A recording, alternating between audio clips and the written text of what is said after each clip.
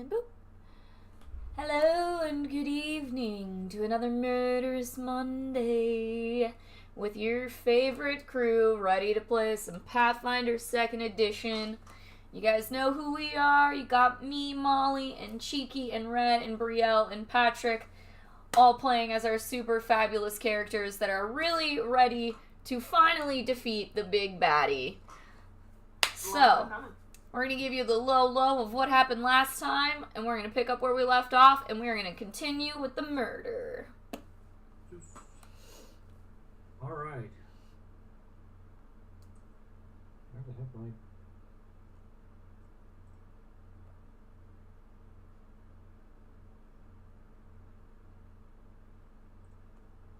So, last time on Pathfinder, we were in the midst of battle with Thorat and his army of undead and necromancers and demons and shit at his home base.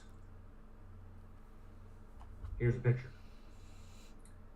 The Pharaoh's army has approached from the north, his marines and naval forces from the Great River to the west. The artillery of the mages' circles are set up on a overlook to the east. And our stealth crew came in from the south, coming up over the back wall, running into a little bit of resistance, which they managed to defeat, and eventually getting themselves up to the top of the temple, where they have barricaded themselves inside with a spell that is preventing other undead from entering the temple complex, or the high temple. Switching up, shifting what screen I'm sharing. That's so many tabs. What was that?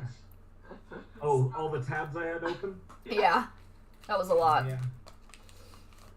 Gotta Open, keep track there's of like all the a things bazillion people are tabs. beating up on. Okay, first I have to apparently find the screen. There we go.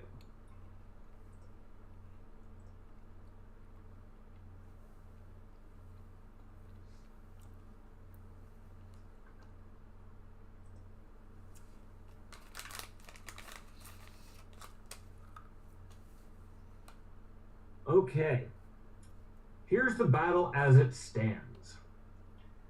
Starting at the bottom of the screen is Tatiana.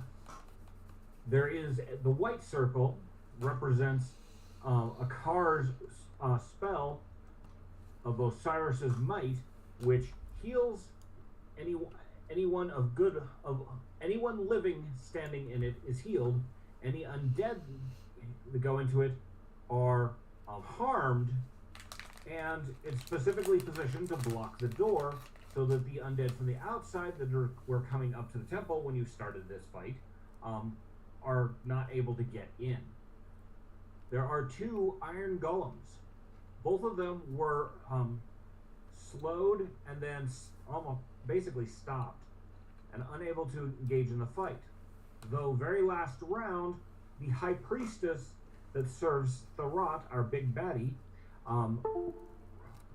freed the iron golem to the left side of the screen. He is now back in the fight.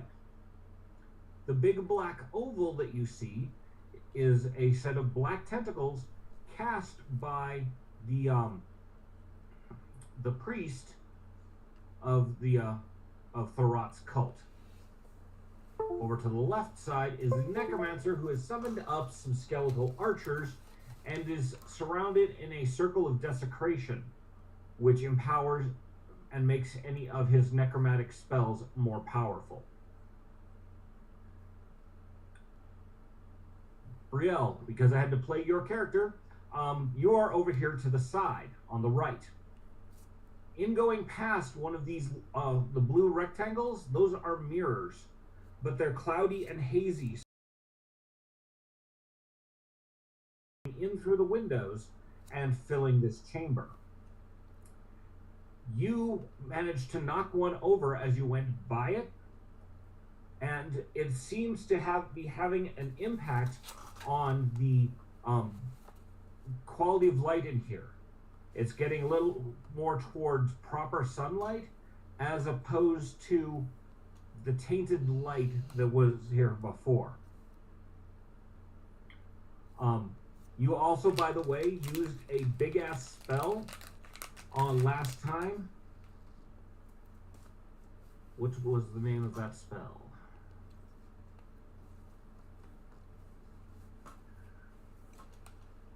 You used a spell called Spirit Blast.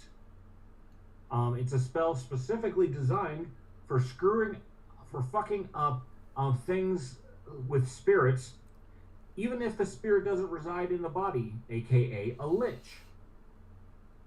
You hit him for like 50 hit points when you cast that spell. So you've used up one 6th level spell slot and 1 3rd level spell slot.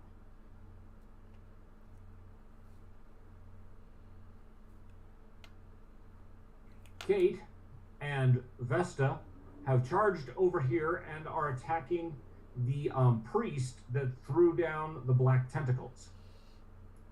A car is presently standing on top of the blood-soaked altar, facing off against Thorat, who has managed to re-inhabit his body, and he is now a very powerful-looking lich. Behind Thorat is the high priestess of his cult, who's also been throwing some nasty spells. Mm-hmm.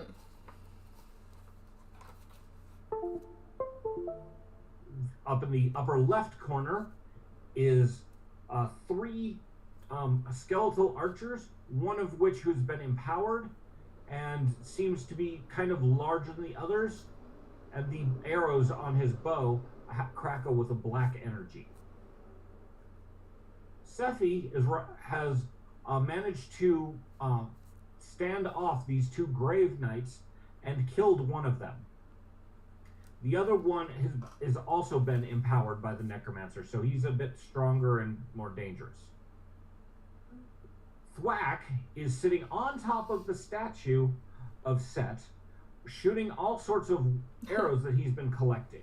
The most nasty of which were some white bone arrows that were doing some hefty damage to the grave knights as they were trying to surround Sephi. Sephi was putting out the candles around the base of the statue in an attempt to help remove the desecration aura of this temple. You have allies in the back room. You've got 3 of the kobolds who are promising to hold that area in case you need to retreat, but they weren't going to get involved in the main fight. There was a circle of protection, or just a circle of a force globe over top of the altar area, but that spell went down after Thorat managed to get their body inside. Now, as you remember, just before you got started into this place, you were approached by a very senile priest of Anubis, that's who it was, who gave you a message that was really pretty garbled. The message was that when Thorat's soul completely inhabits his body, he can just come back as a lich. He'll die and reform, die and reform. And when his body and his spirit are completely separated, neither one can be destroyed. I believe it was Sephi that figured out, hold it, what if only part of his spirit is in his body? And like everything I figure out, I joked about it. I was like, well, what if it's only partially there? And that was the answer. Like everything in my life, I made a joke about it first and found the answer. So you have reason to believe that if you can kill him while you still have part of his spirit trapped in a soul gem that the Pharaoh's army is holding on to for you, that you may actually be able to destroy him once and for all. You have found that Thorat and his high minions here are pretty damn tough. They've managed to either deflect some of their magics or take a licking and keep on ticking. So this is not going to be an easy fight. Note, this is the BBG end of game fight for this arc. So Yeah, we're in the boss battle now. Yeah. Yep. Good thing we leveled up. Right? We stopped after Thwack's turn on the last round because so that we could start at the top with the Tatiana. Tatiana, has your armor class gone up from 34? Yes. What is it now? 37. Okay. Kate, has your armor class gone up? Yes, it's a 39 now. Okay. Seffi's also went up to a 33. Okay, scrolling through. You were a 37 last time. Well, I'm probably 37 still and wrong, and I'll just have Jeremy look at it again. Okay. That makes sense. Probably 37 again and just wrong. So I'll have Jeremy look at it later. Okay. Tatiana, you're up. All right. You're in a circle of empowerment, but you're also been trying to dodge these black tentacles, and you now have one of these iron golems is moving again, standing right in front of you. All right.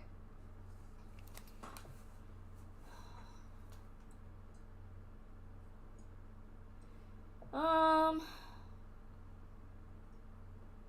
60-foot bird. Oh no, the map went away. Yeah, I had to change something really quick. Okay. Why is it?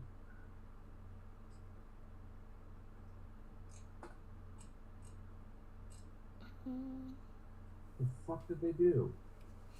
Oh no. These ancestry feats.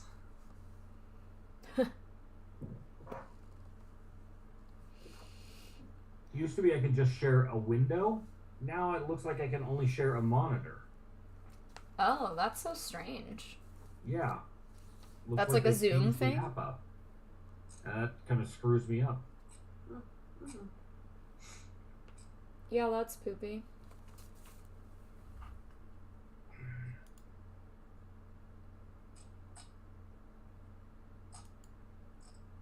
Hey, can you see the map now? Yeah. Okay. Alright, so 60-foot burst.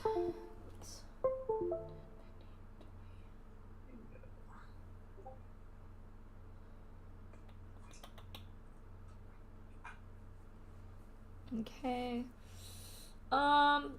Well, here it is. Alright.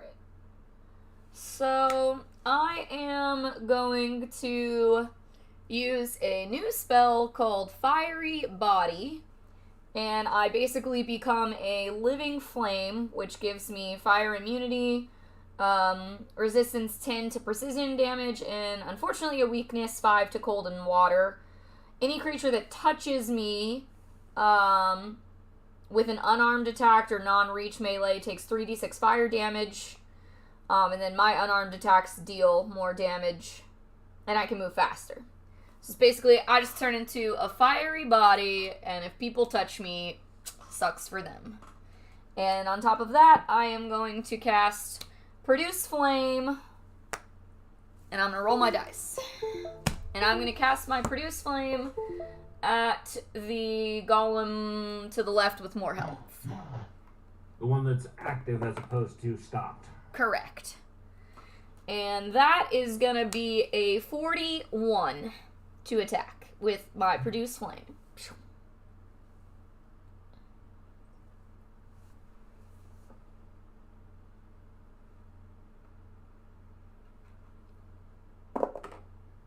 Okay. I hate to say it, but they're immune to fire. Oh, no. Oh, wait. Damn it.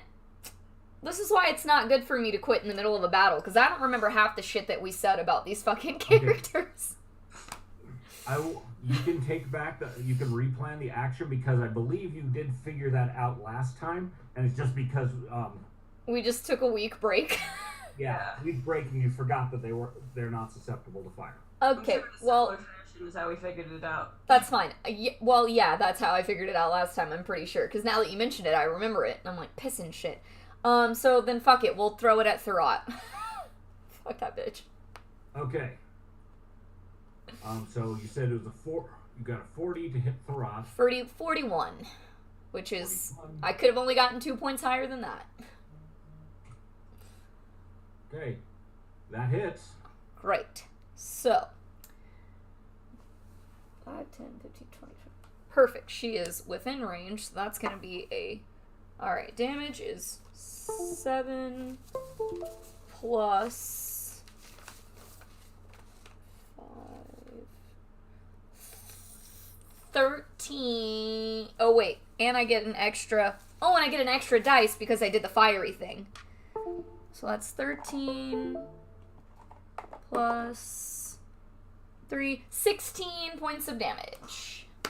Not very much, but that's okay. Unfortunately, you see that a majority of the fire that you've cast at him gets sucked into the boots that his physical form is now wearing. What a rude dude. He came prepared. I'll give him that. He went, if we done nothing else, we know they got a fire sorceress. Right. I hate him! Alright, well, fine. I'm Vesta. prepared, I'll tell you what. Vesta will take her turn then to bite at the guy in the green. Okay. The cult priest. You know that he's put 2 protective spells on himself previously.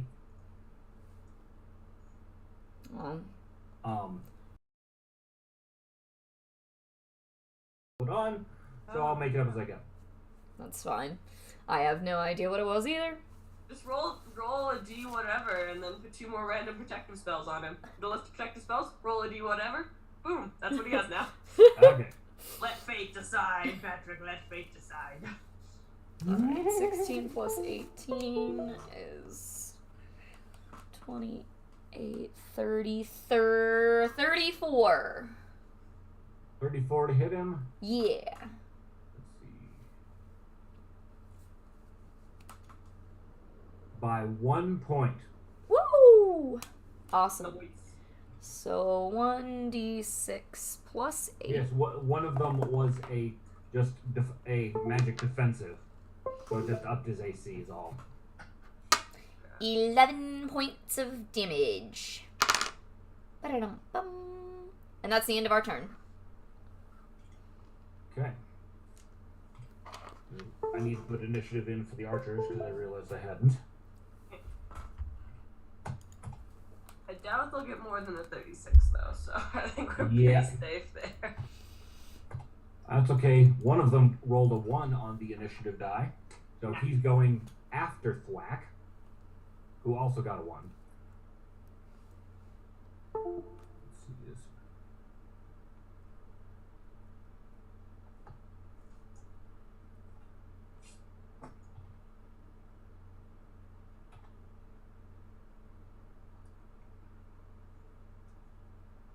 Okay.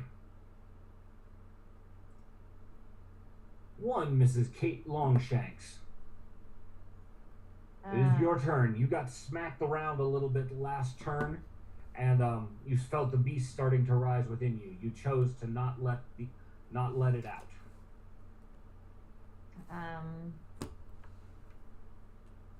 I think I'm gonna get up there on the thing and let the reptile out. On what thing? I'm not clear. Where Thurrott is on the You're pedestal. gonna get up on the dais. Yes. Okay. So, to do this, you need to pretty much go past through this priest. Okay. or just kind of step over Vesta on your way. How do you want to go about making your move? I can go through the priest, and I'll just like slash at him on my way through. Okay. Brilliant idea. Thank you. Are you going to shift up first, or are you going to wait till after you've gone through him? I'll go ahead and shift up Okay. beforehand, and then I can probably just like pick him up and throw him away. I bet you can. Right? Okay, because you are willingly taking control, the monster is not as powerful as it is when you fully give into it. Right. But that also means you have full control over what the monster would do. That's what we're going for. Okay, make an attack roll with your gauntlets on Priest Dude.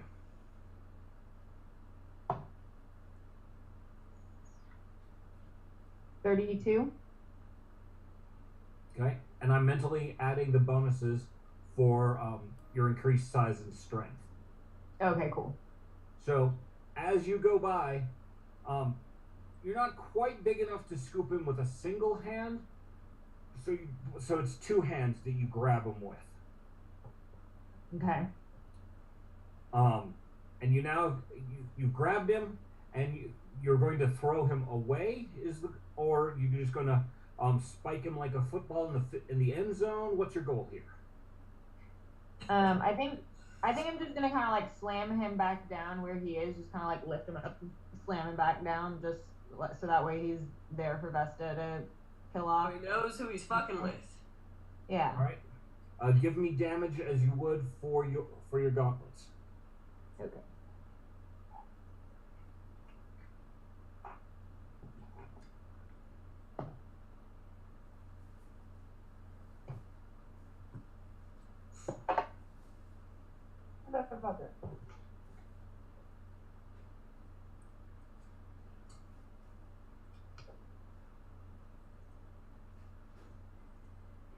Okay. I lost one of my dice. That's okay. I have another one.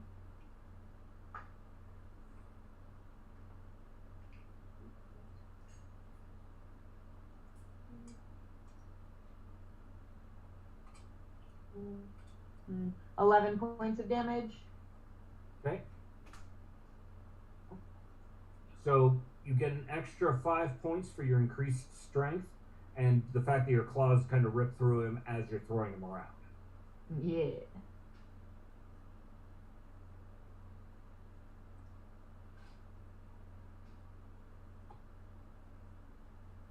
And of course, because you slammed him down, he is now prone on the ground. And let's see. And he's dazed from the concussion you just gave him. God. Fuck yeah. Bro's just like, what? Okay, so that's one attack move, one movement, and the one action to upsize. Yep. Sounds like it. Okay. All right. Next up, a car. He is very much focused on Thorat and swinging around his holy sword, which is glowing with a pure white light.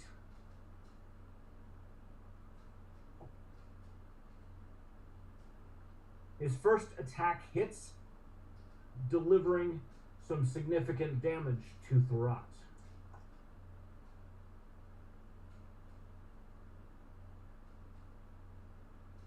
The second swing misses, but the third, he gets a nat 20. Ooh. Nice. Would he like me to pull a card for him? Yeah, let's go with a card today. Cool. What kind of damage is it? Slashing. Slashing. A card for Target a is car? flat-footed until the end of the next turn.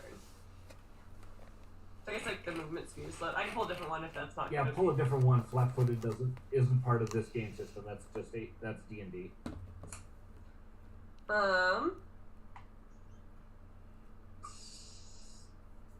Normal damage. The target is so humiliated they can do nothing but attack you. At the end of each turn, it can attempt a will save to end this effect.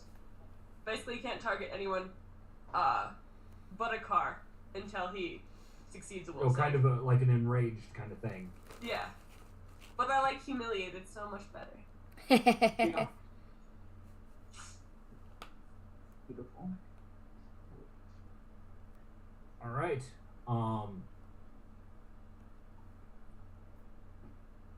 That's a card's turn. The frozen iron golem doesn't get a turn. Now it's Throt's turn.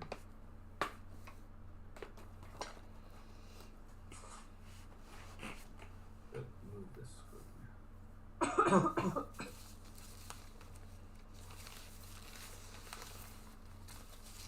Okay, I think you can still see the battle map, correct? Yes. I'm just trying to sort through all of my tabs. There we go. Okay, Throt is going to take his bony clawed hand and strike at a car with it in his rage and fury.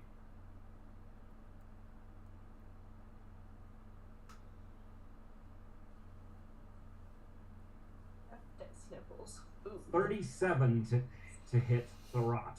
No, excuse me, to hit a car.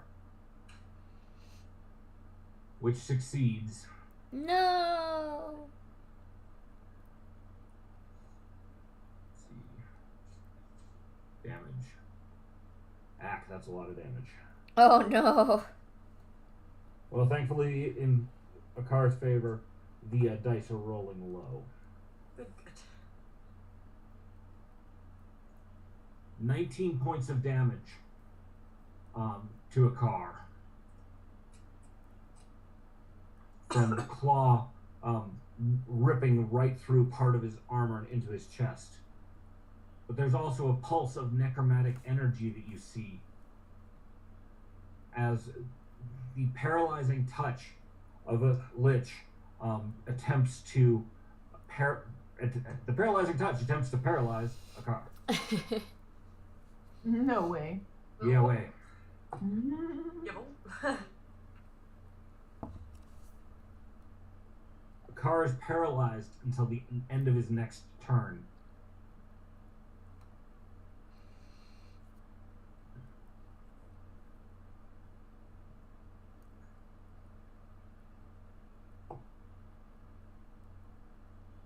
Throt manages to, with paralyzing him, he manages to break the need to attack only him, and is going to cast. Got his dignity back.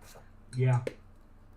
He's going to cast Vampiric Exsanguination at the really big lizard woman. Oh, fuck. Boo.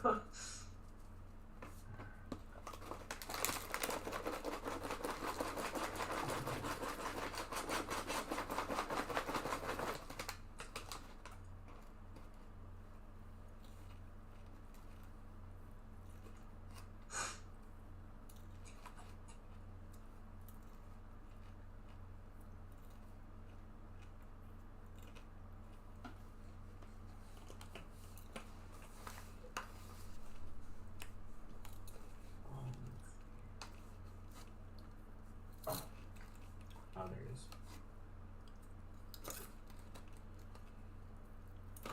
is.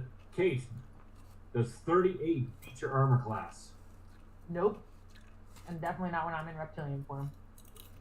Alright.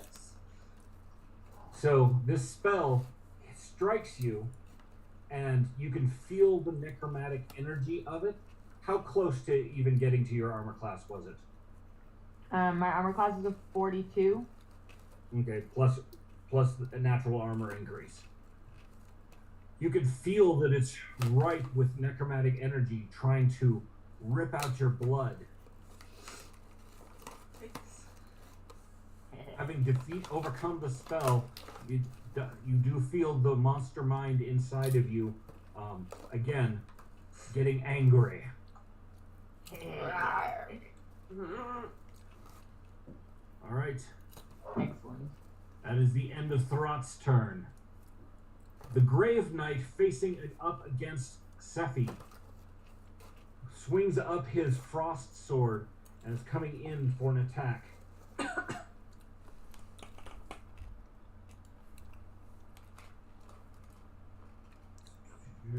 26. Nope, not even close. Okay. He didn't roll well. Good. Fuck him. He's about to get got 2 turns from now. I'm holding my, literally I'm holding my dice on my nipples. He's about to get got. Literally.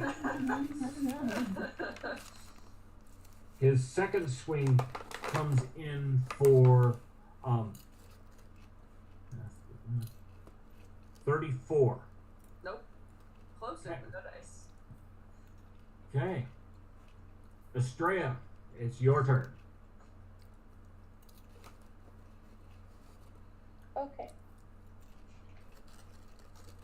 Alright, so my main goal, I guess, is to knock down the mirrors. Okay. So do I still have the whole I use the invisibility sphere.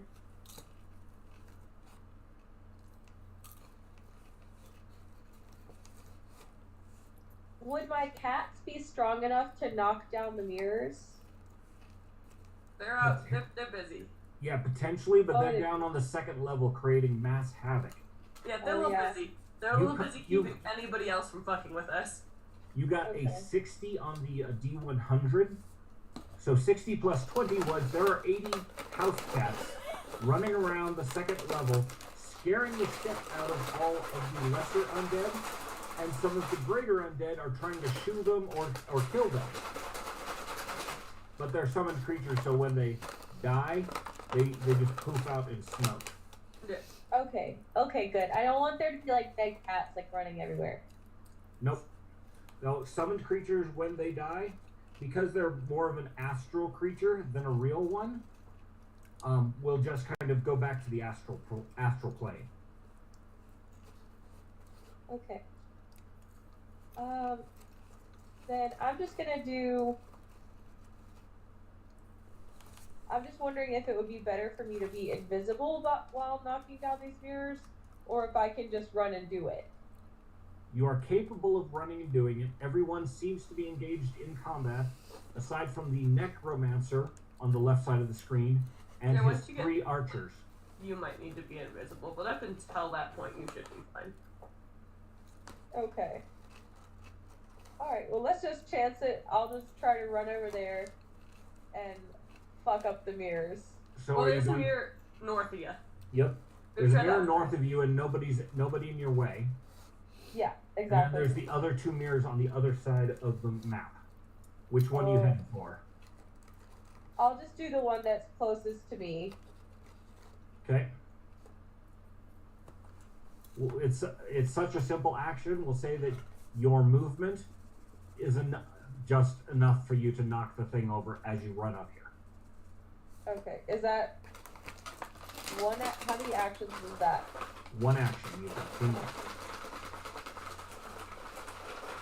And let's see.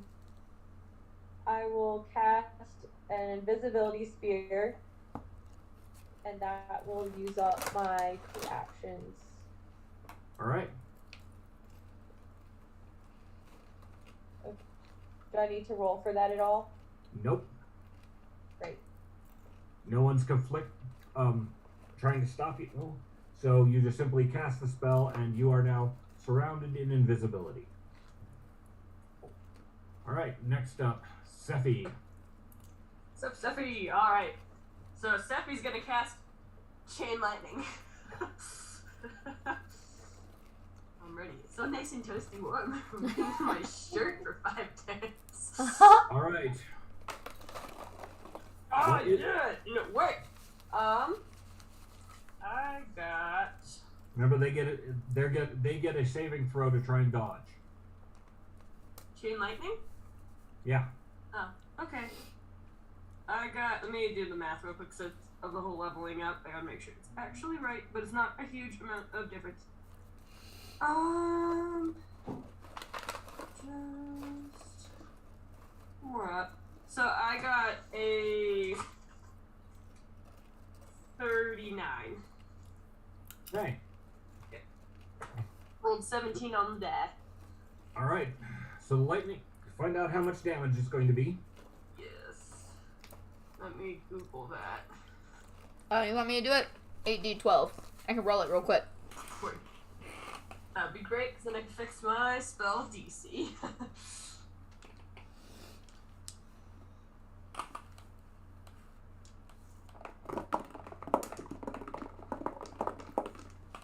Alright. That's 10, 20, 30, 38. And the angle I'd like to shoot it at is that it 7, goes to the guy in front of me and 45. heads towards the skeletal archers. Okay. 45.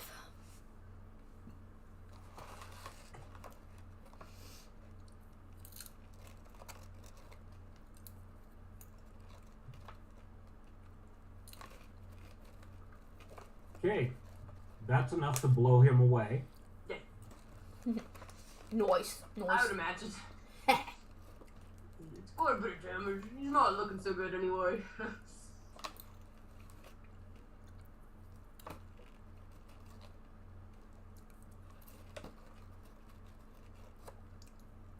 Hold on.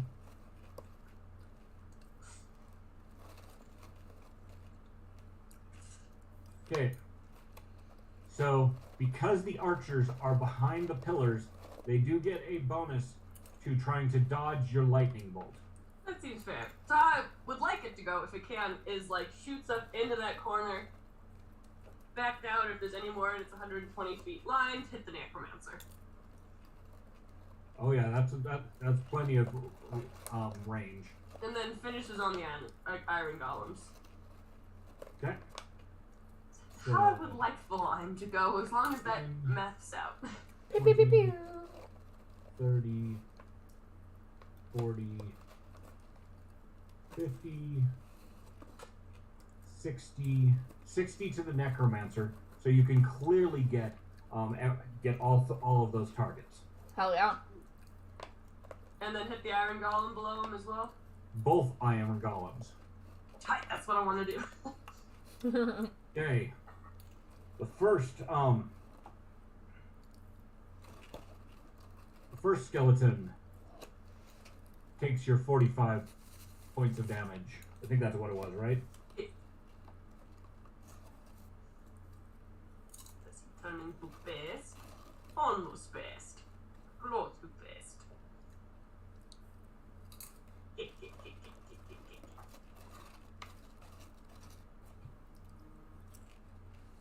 Oops, wrong person. Whack does not take 45 points of damage.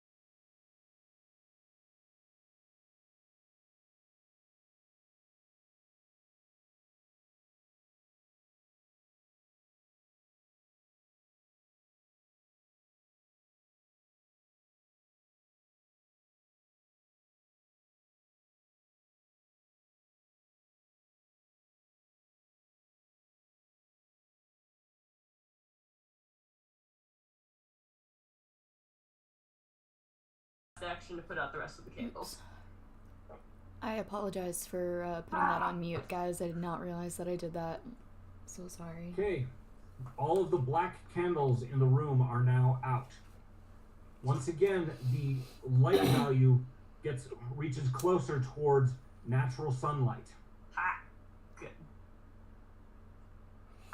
I need to go to the bathroom, and I'm going to start some water for my mac and cheese. I'll be right back. After that beautiful exit. There we go. All right, the necromancer. What was his prepared spell?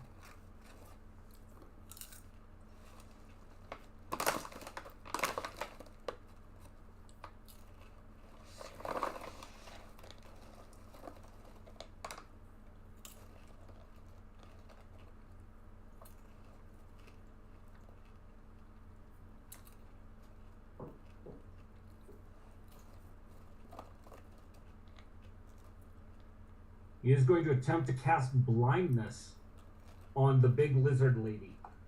Woof.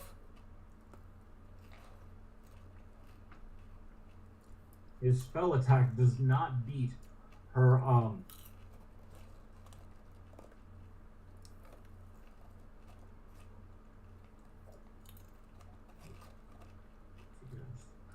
yeah. Okay, so I need Chicky. She's out of the Cheeky room. ran away.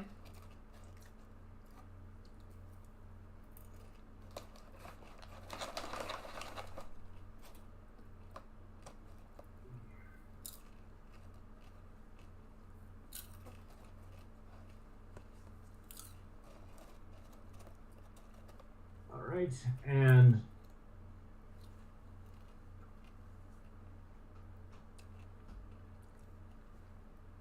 for his other action, he's going to cast an area effect harm spell.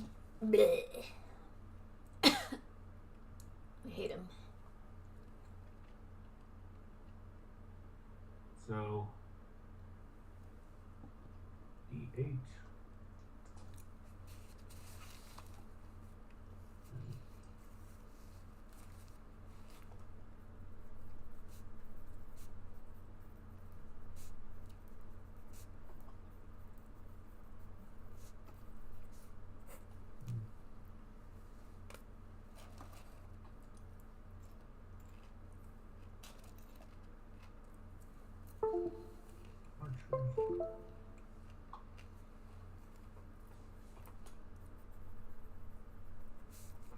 Now see, is anybody in?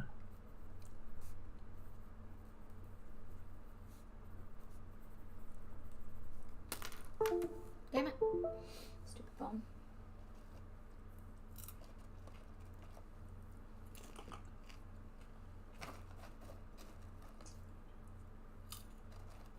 Tatiana, you take 15 points of damage from the harm spell. Wow.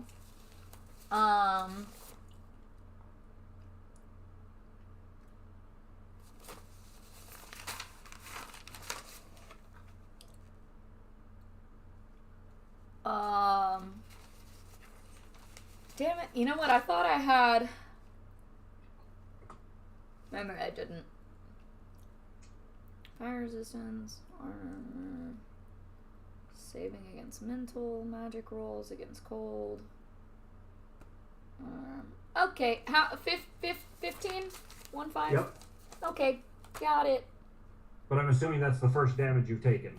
Oh yeah, absolutely. I've been at full health this whole time. Yeah, you've been, just dodging shit left and right. Yeah. But you're also in a car's spell circle, so you're also going to heal again on the next round. Yeah. Woo.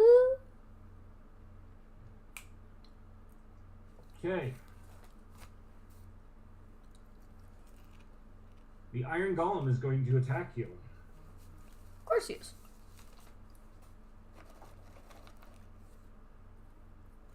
But he rolls a 2 on the dice, and with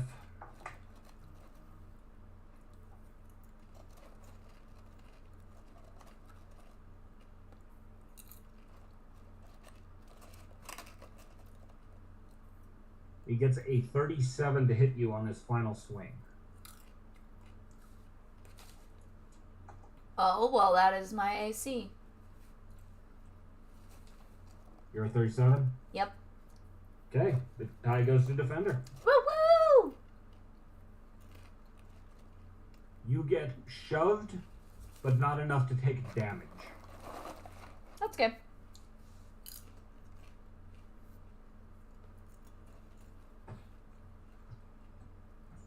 What? Got their health back. They got 15 points of damage, or healing.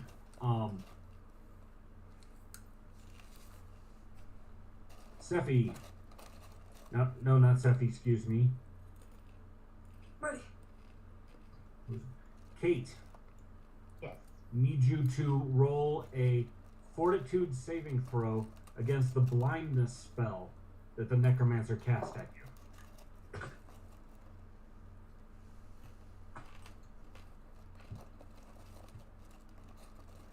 $26. It unfortunately fails. You are blinded for this round till the end of your next turn. Amazing. So it'll make hitting things harder, but you do hitting things very, very well. Yeah. I believe in me. All right.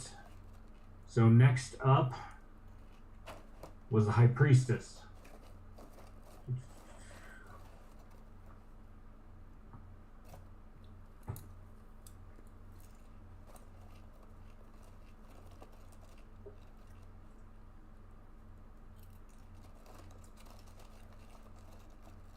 The High Priestess will cast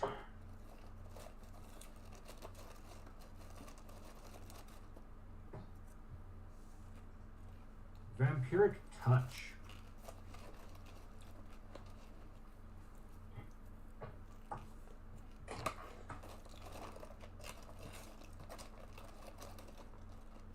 Reaching out for a car, the High Priestess attempts to drain his life force. But fortunately for a car, he's able to slam his shield in her way. Next up is Archer. Going to shoot at Thwack. And actually does hit Thwack. Darn.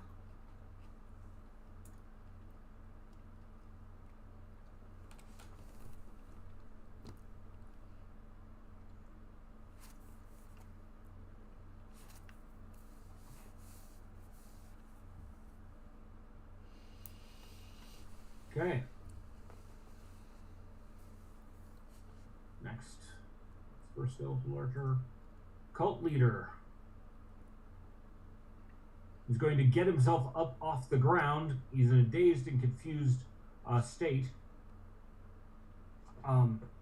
Vesta gets an attack of opportunity on this guy. Oh. He's trying to get up off the ground from where Kate spiked him. Alright. Does she get a bite or a tail slash, or does it matter? She gets an action. Oh, then it would have to be a bite. She could choose to trip him and keep him knocked down. Yeah, I guess that's fair. Might as well. Make an attack roll. Hope. That's not so great. It's gonna be a 21. While he's prone.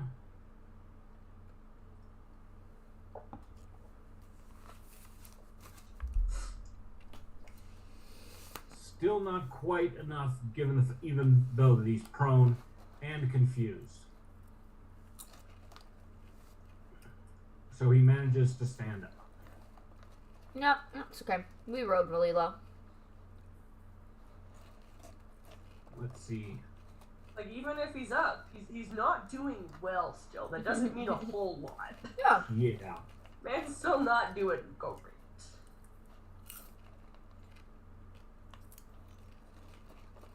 He's going to take a swing at Vesta with his staff.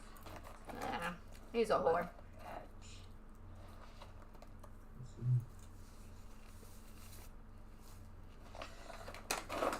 28 to hit Vesta.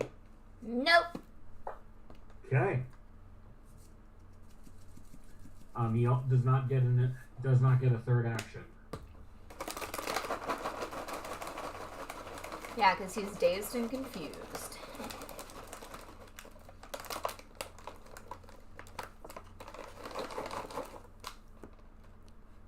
Okay. Next is Thwack's turn.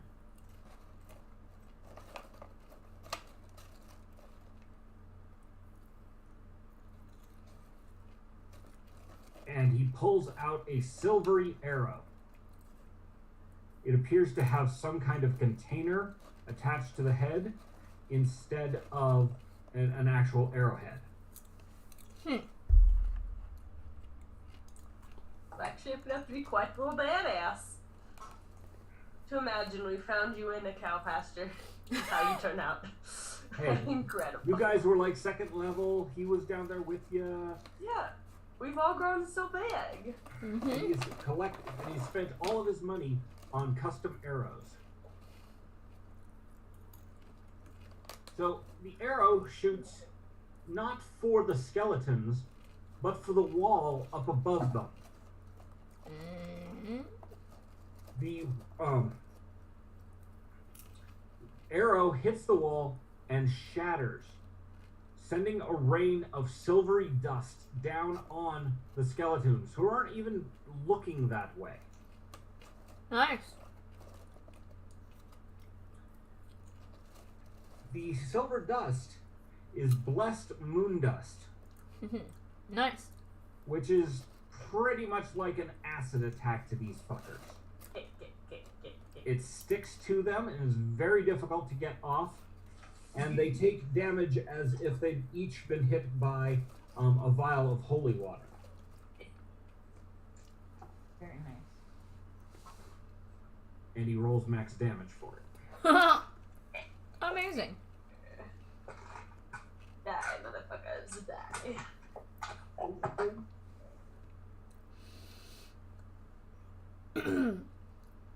Okay.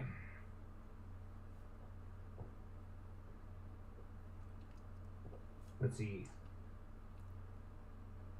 After that, Thwack will simply use energy arrows on the two that are in line and not hidden from behind pillars from his angle.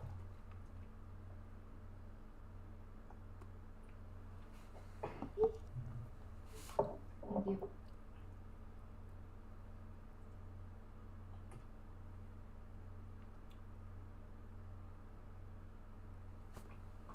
So the two skeletons that he has a line on hits both of them, and they are both in very bad shape. The empowered skeletal archer, the command that he was given was to shoot on Sephi. That's what the archers were all previously commanded. That's a 38. 38, yeah, it does, by 1 point. It hits you. Okay. The necromantically charged arrows do 8 points of damage. Or arrow, singular. 8 points? That's not bad yet. Okay. Though unfortunately, it will continue to do that damage until you pull the arrow. We do this next turn. Okay, top of the round, Tatiana. Alright, so, first question. I know that the iron golems are not necessarily affected by my fire. Correct. What do I know that they are greatly affected by? Give me another knowledge arcana.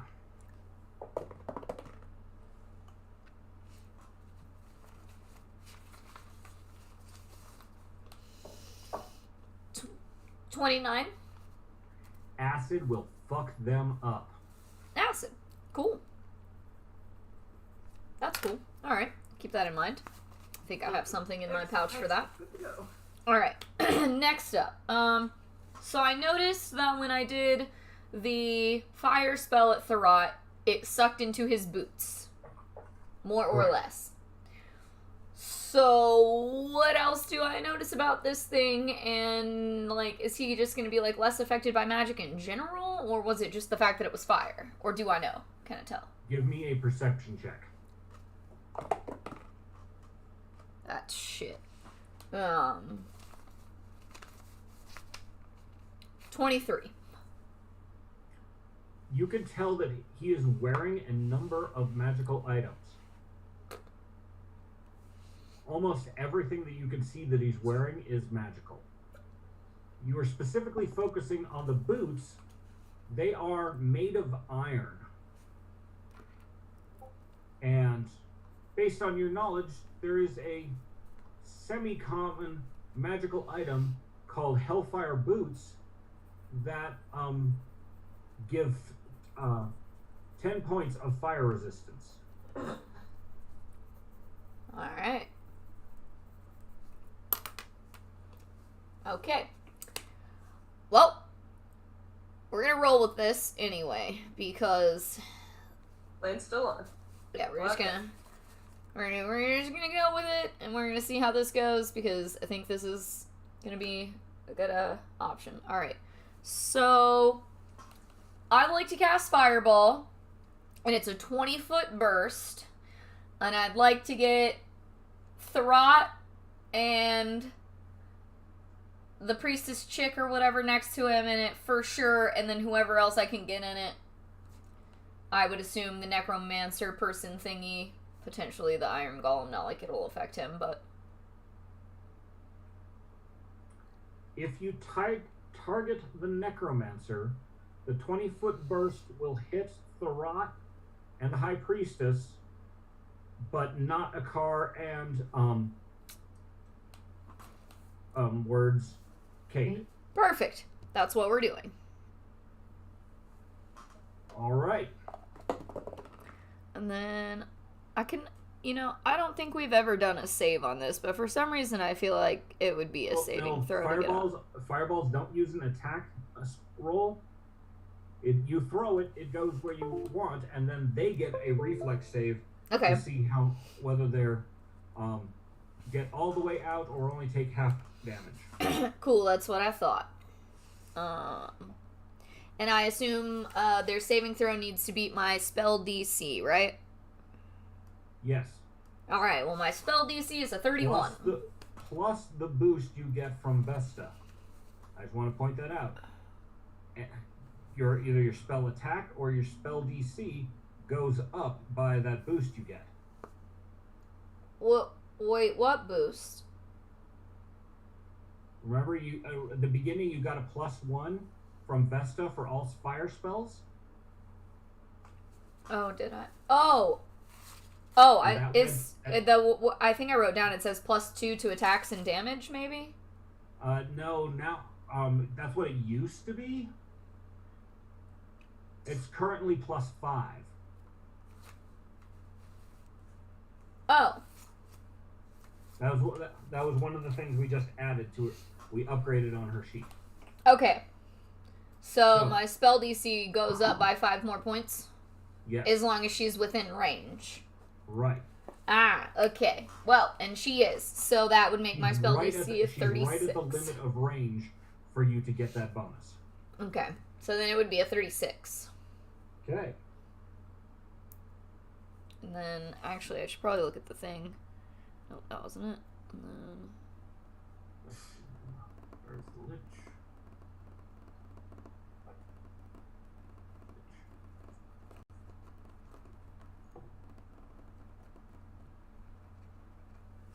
Thurrott does not save against it.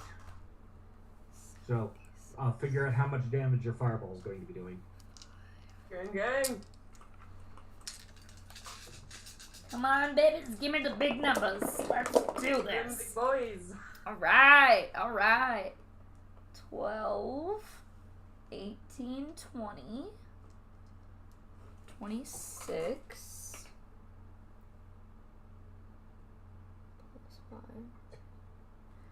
31. Right.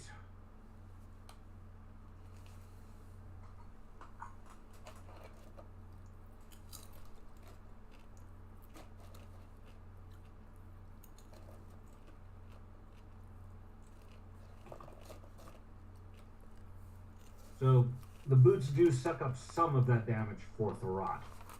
Yeah. The High Priestess takes the full amount. Woohoo! And the Necromancer trips over his own feet trying to get away from your fireball.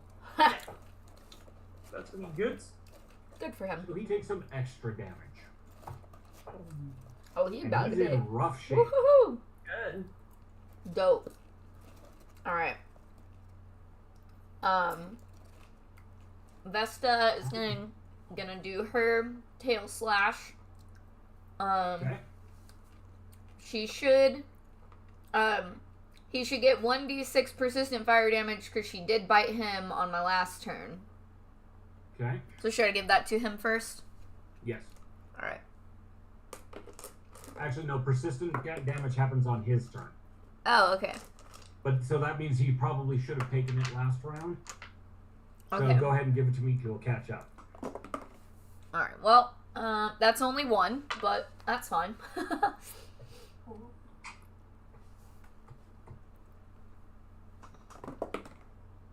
Oh, baby! And then she's gonna do a tail slash for a 37. That bypasses his magical resistances. Woo-woo! Phenomenal. Cool. So that's 1d8 plus 9. Which one's the 8? Where's the 8? Alright. That's 5, so that's 14 points of damage. Plus more persistent.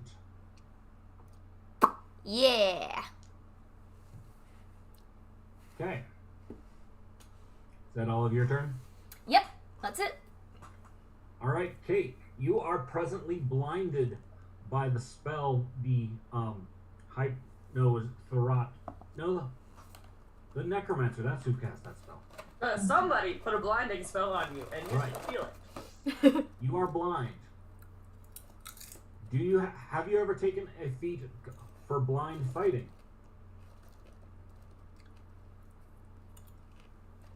I don't think so.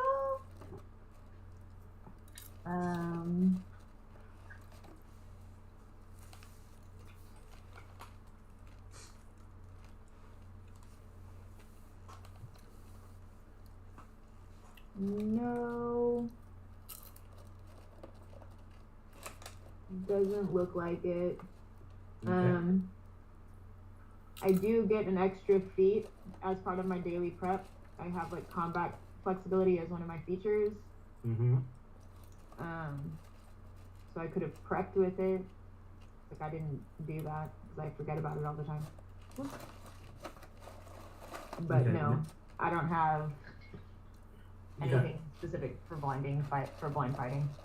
So you remember where people were, and you can do your attacks based on that and your other senses.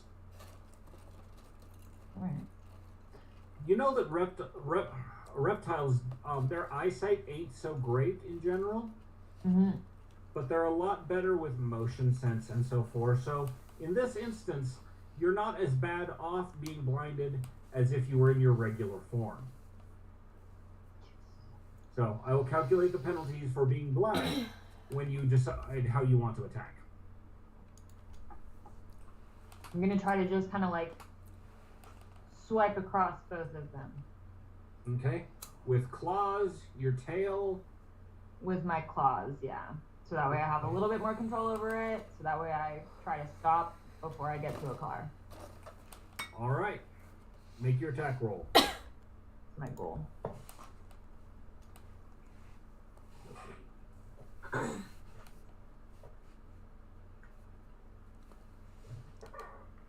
$36 is what I rolled.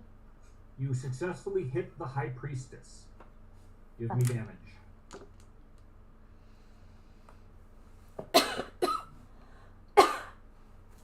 13 points of damage. Okay.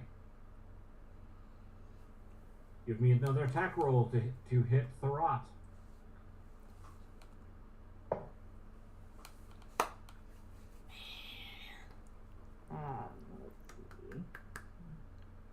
see. 35. Does not hit. I didn't think so. And now roll a D100.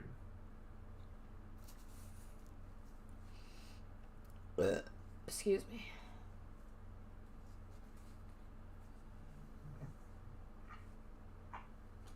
What, do I add anything to it? Nope. Well, actually, add your intelligence bonus. Okay, so I rolled a 12. Okay. You hit follow through after missing Thorat and hit a car. Oh, wonderful. Sorry, a car. Tell me, roll your damage. Sorry, baby. Whoopsies. But because you were intending to pull short, Too much rage, my bad. it won't give him full damage. Yeah, so as long as you pull out, you don't get all the sperm. 14 points of damage. Okay. Why are you like this? Okay. Your swipe counts for 2 actions. What's your next move? Yeah, I don't know. I guess I'll just punch this bitch in front of me. Okay. Make an attack roll. I got a 3 on the die. There's no way that I hit her. Okay. I'm not gonna do math. It's not even necessary. All right. The blindness is wearing off. You can now blink and see. Hooray! I apologize to a car. Sorry. Sorry. It's a dice. Okay. Oh my You know how god. it goes. Being a giant blind lizard creature.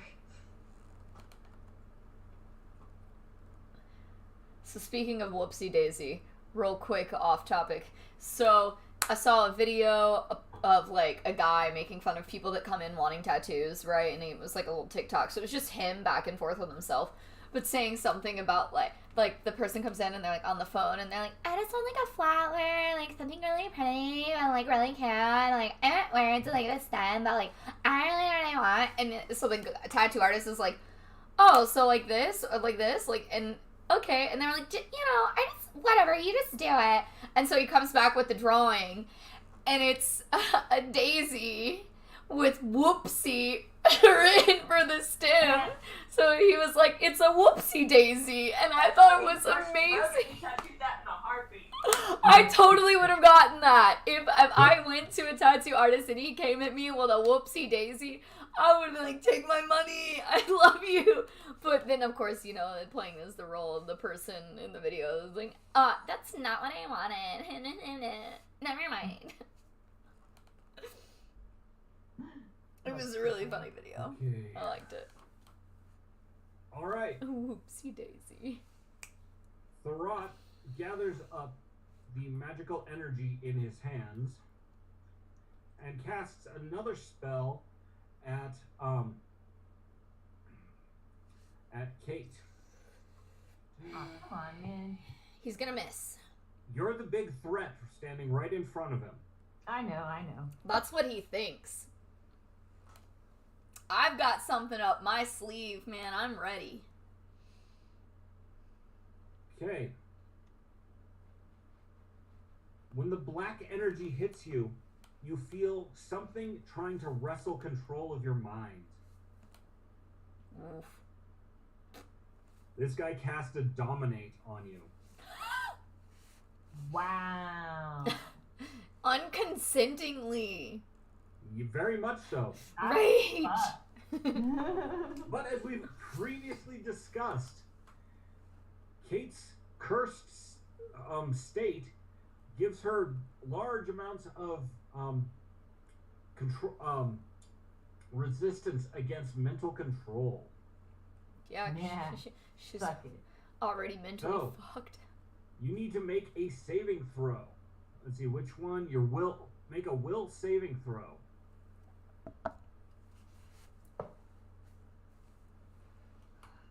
26. Okay.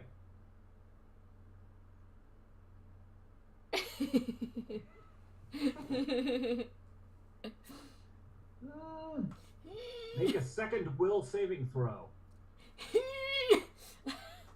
Roll higher. I'm trying! No, I rolled lower. Oh no! It's okay. 21. Okay. We won't let you die. With your bonuses, you defeated the first saving throw. But with the lower second saving throw, you lost control to the monster. Oh no. Excellent. You see the space. Uh-oh. You see the reptiloid Kate grow even larger, Safi, run! and Oh, I now plan to. Also, like, my token is actually on the other side of the statue, slightly further away from Evil Kate. oh, that's right, because you finished with the candles. Which is good.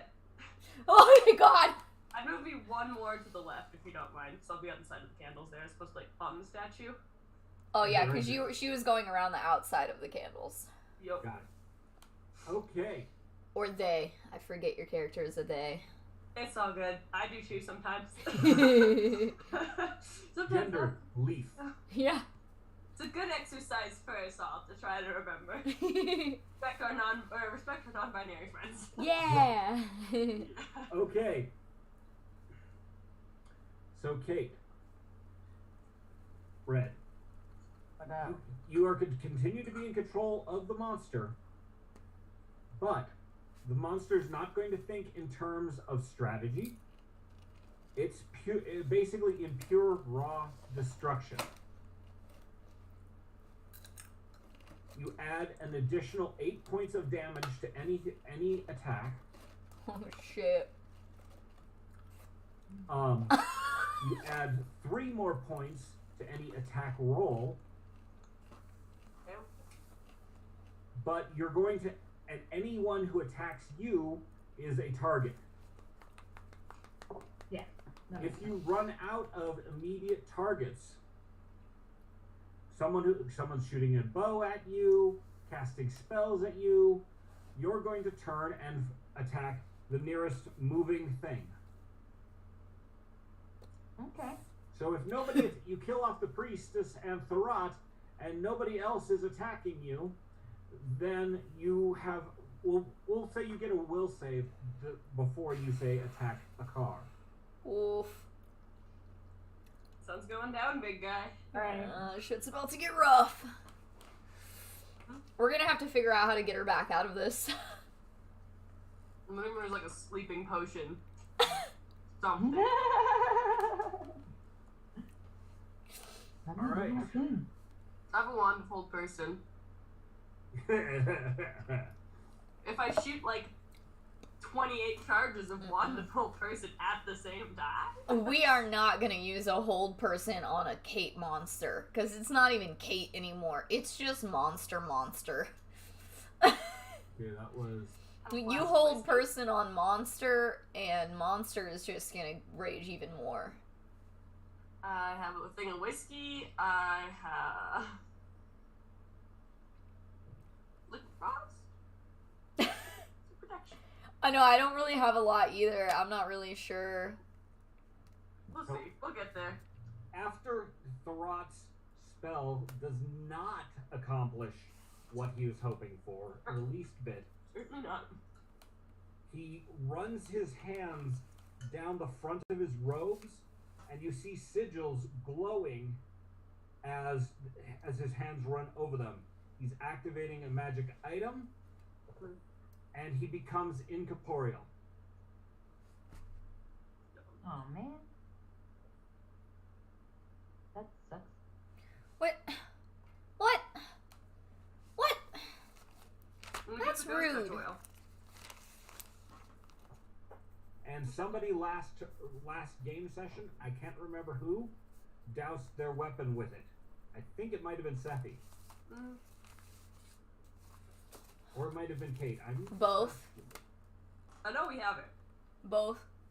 Yeah. I know. Kate. No. Kate did her whole body. Yeah, I think she did. No, that was weapon last in combat. Ghost touch oil, but it was her whole last self. That was at the ravine where you fought Thorat last time. Oh. I'm thinking that somebody in preparation for this battle also put ghost oil on their weapon. Someone did. I would do. I think it was either Sephi or Kate or both, but one of them most definitely did. I know it wasn't me because I gave mine up for them to use because I didn't need it. I saw mine in my satchel, so I'm gonna assume that I did. the ghost oil thing. Yeah. Did you put that on your weapon too? So whenever you go to hit, you would still hit him and make contact. Yeah, I'm pretty sure that we both doused our weapons with that. Okay. That's what I thought. Problem is you're no longer using your weapons. Yeah, definitely. That's fair. Your claws actually do more damage now than in this state than your axe would. Oh, nice. Okay. You're headed on your way to Godzilla. Very nice. Okay, Estrella, it's your turn. You are also invisible. Okay. Have I knocked down the mirror yet, or I just like moved and became invisible? You moved and knocked it down and became invisible. Okay. So then I'm going to skitter across the room to the one directly in front of me on the other end. Okay.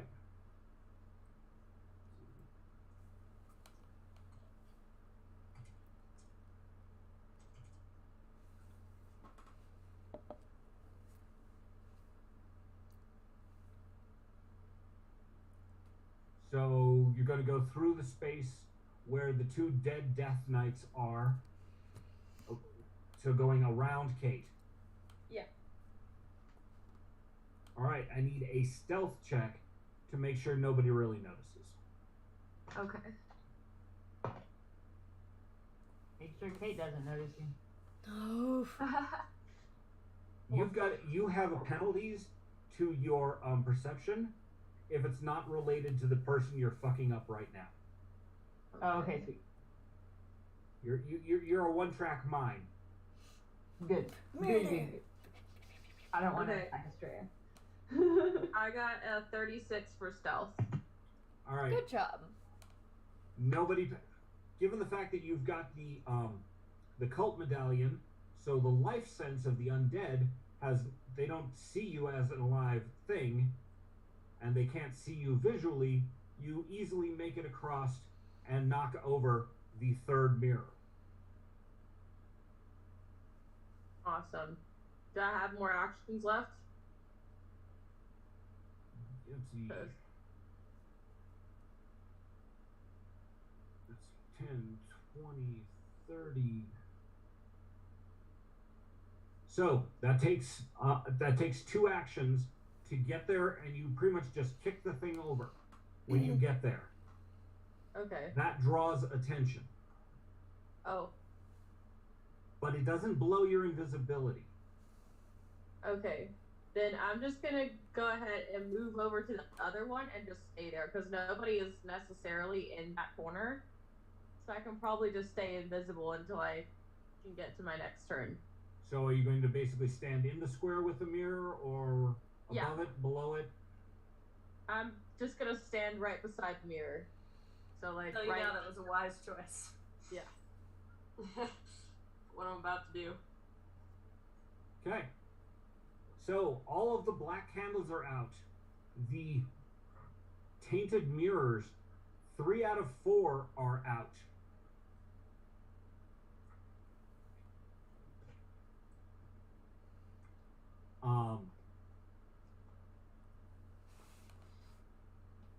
Let's see.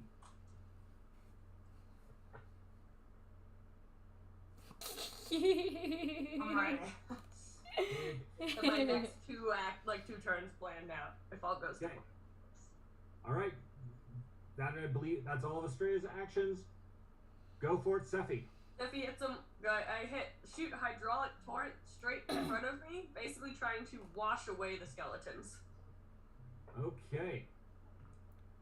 Do they get a saving throw or is it an attack roll? I believe it's an attack roll, but let me check. Oh, fortitude save. Good. Okay. Several baddie.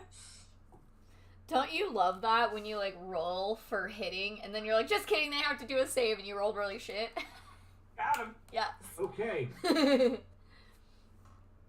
So this is That's a. nice feeling. Is that the bigger spell or the smaller one?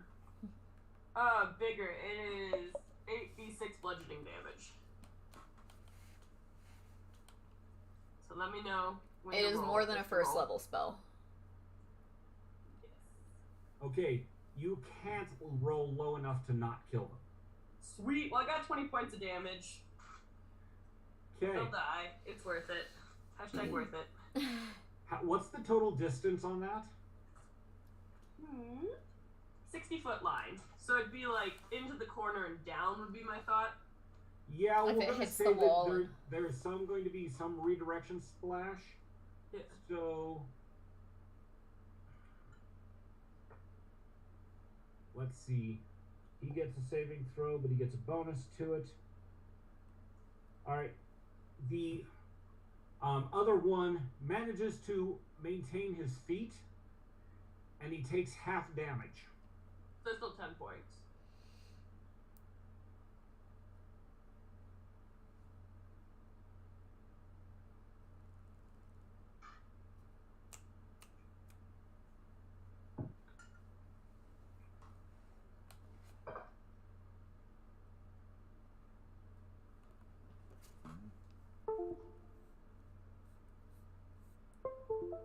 Why are you not doing things?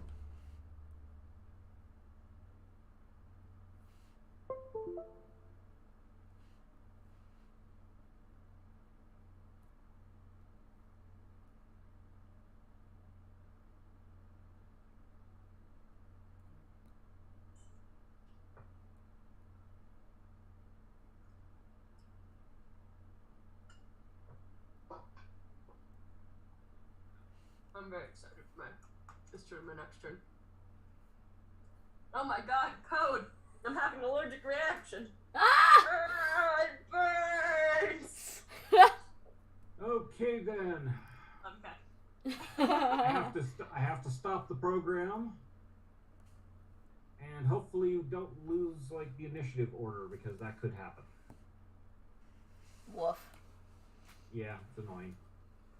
If so, a giant earthquake happens on accident, and everyone has to start over on their action. Well, I know I was first, so you can just keep me there.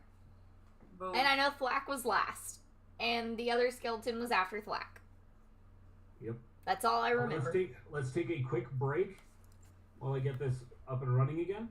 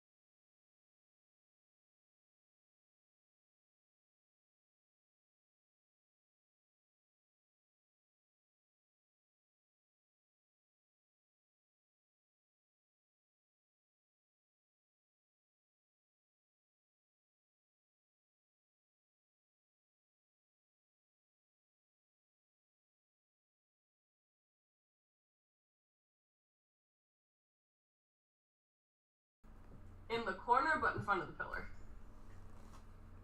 So right in front of the one skeleton is still alive-ish. Yeah. Still worth it. Okay. And he needs to take his 10 points of damage. Yeah, fuck that guy. Okay. Alright. So, next up is the High Priestess. What is she?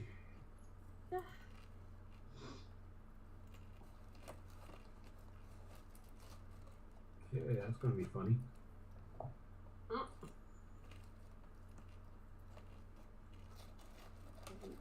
The High Priestess starts casting a spell.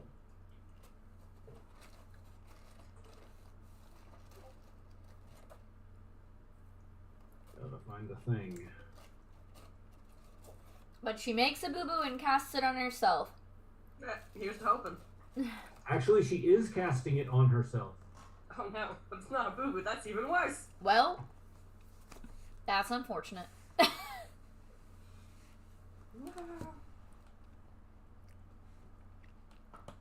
There are now 2 of them.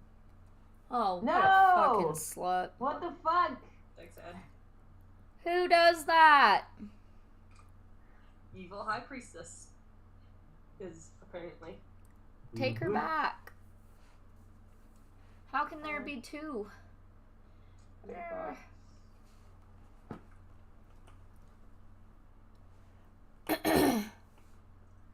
And the High Priestess takes a swing at Kate and misses with a icky-looking dagger. Yeah, you better miss. Okay. The Necromancer is heavily wounded, and so he's going to cast a healing spell on himself. Boo. Hopefully it harms someone else instead. No, he's just doing a text version. What a turd. Hey, you guys use healing spells on yourselves. But we're not the enemy. Like, right? Okay.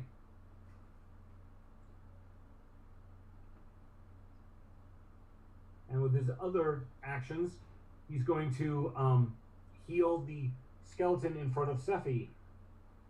Or harm the skeleton in front of Sephi.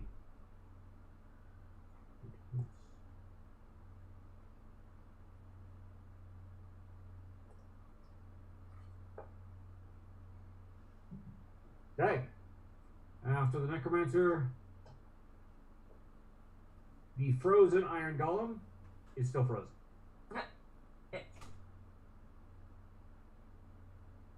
The other one probably should have a symbol on it for slowed.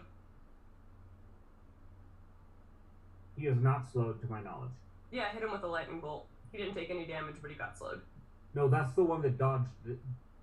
No, it was the. You're right. It was the Necromancer that dodged. Mm-hmm. He got slowed.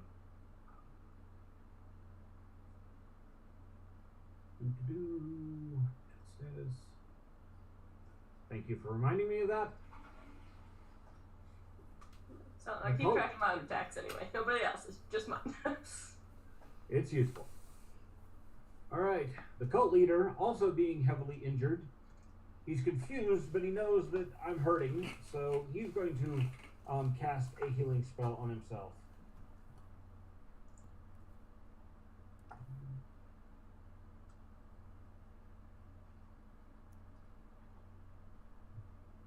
Okay.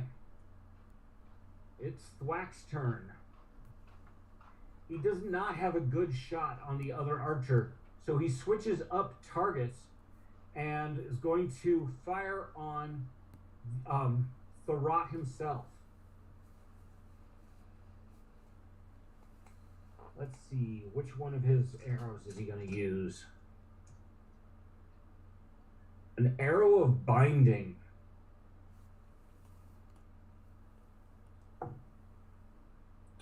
Fuck, he misses. Oh no. Oh no. Oh, But the arrow continues past Thorat. It doesn't just go nowhere and hits the golem. Sweet. So now he's hella slowed. Well, let's see if it has any effect. Touche. So the arrow explodes into magical chains that wrap themselves around the target. It's not a spell directly affecting the golem, so his magical resistance doesn't count. It's just simply there's a magical chains now around him.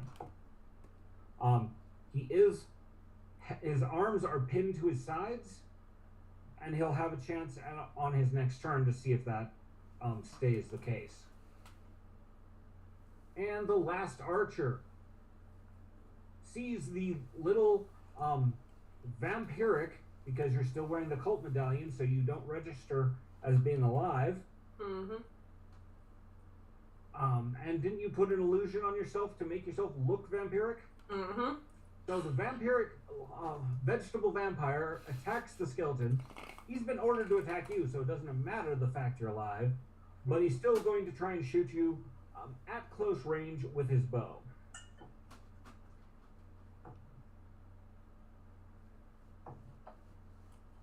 Only one of his arrows manages to hit because bows are not all that great at short range, This is true. unless you've taken the proper feats. 11 points of damage from his necromantic arrows. Remember that you also still have a necromantic arrow in you that's going to do persistent damage. You now have 2 of them. Should probably pull those out. I do, I forgot. I forgot 2. So you didn't take the damage for it because I didn't say it. Sweet. All right, Tatiana, your turn. You have Alright. the golem that's right in front of you. No, we don't care about him. That He- he hits hard, and if he gets a good hit on you, you're gonna be fucked. That's okay. He's none of my concern. Alright. So, first off, do we get the healing from the circle that a car put, or is the circle gone? You do get healing. Can we roll the healing for that and the damage for them if they take damage from that? They don't. They don't. Okay. Well, I will take my hit points back. You get 17 points of healing. Great! I only needed 10, so woohoo! Like I said, that's Akar's big defensive spell. Alright, cool. So, By the way, you also hear behind you through the door, there is a mass of undead that's only being kept away by the circle outside the door. do I know how long the circle is gonna last? You can make assumptions based on the type of spell that is probably a 1-minute spell. So you probably have enough, like 3 more rounds. Okay.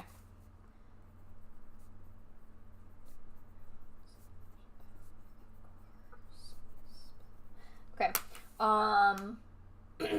Now that Tharat is incorporeal, that Mhm. means that I cannot hit him with an object like a knife unless I have the oil thing on it. Correct. Okay. That means I can hit him with spells. Depending upon the specific spell, yes. Okay. If it delivers any kind of energy, then fire is going to hit him, especially magical fire. Okay. But depending upon whatever other defenses he has. And mentally, his mind is still available for mental damage. He has a brain, right? Or no? Let me double check. Most undead are immune to mental damage because of just being undead. Okay. Yeah. That's why I'm trying to me as a person is still trying to wrap my head around all of this information. I'm sure my character knows this. Right. It's a lot to take in. You don't actually live in this fantasy universe, and therefore, Yeah. you don't Yeah. get the information all the time. I only visit here a couple times a month. So, Yo. still a lot to remember.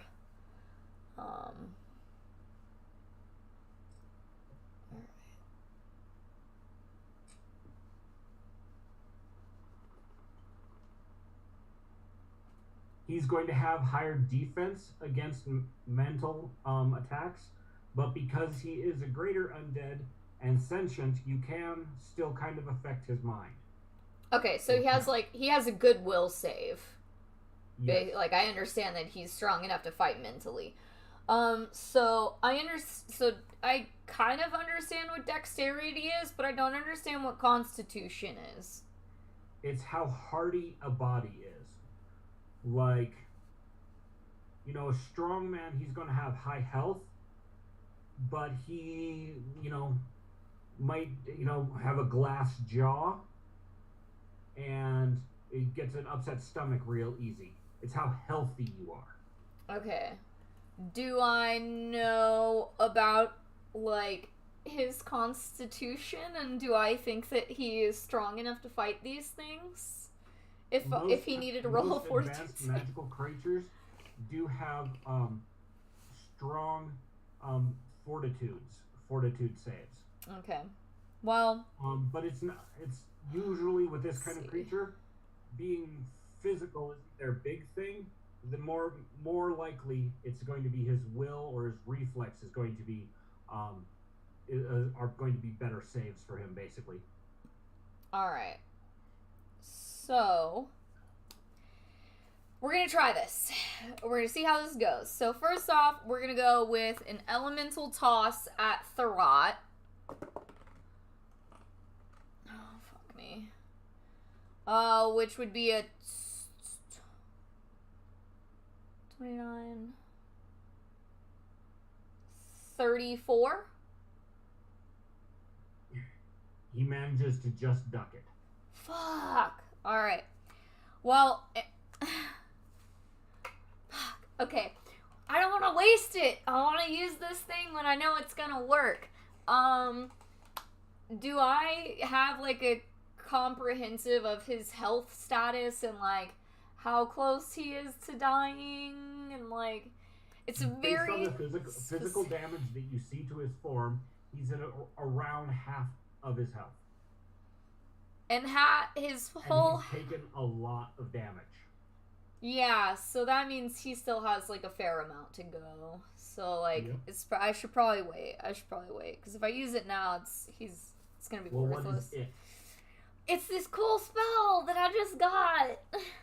And you don't want to tell me what it is until you actually use it. Yeah, I want to keep it a secret, but I really want to. Nice. But look, the basic that he needs to be at 70 hit points or lower.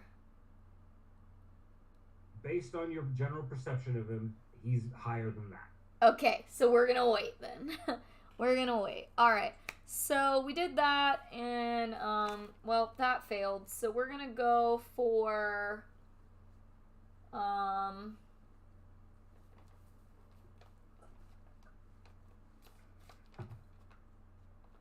is hydraulic push and hydraulic torrent are like fairly similar, yeah.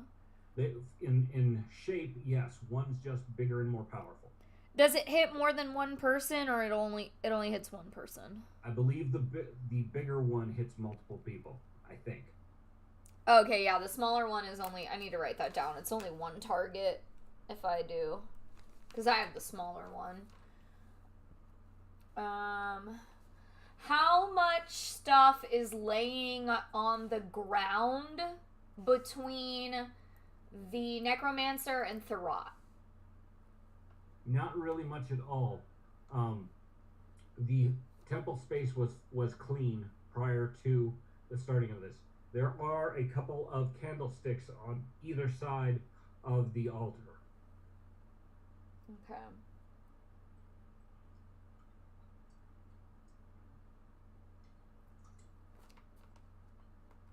Okay, that's a 5-foot bird. If I did a 15-foot cone, would I be able to hit Tharot and the High Priestess, potentially the secondary High Priestess, and or the Necromancer without hitting a car? If you don't blow your attack roll, yes.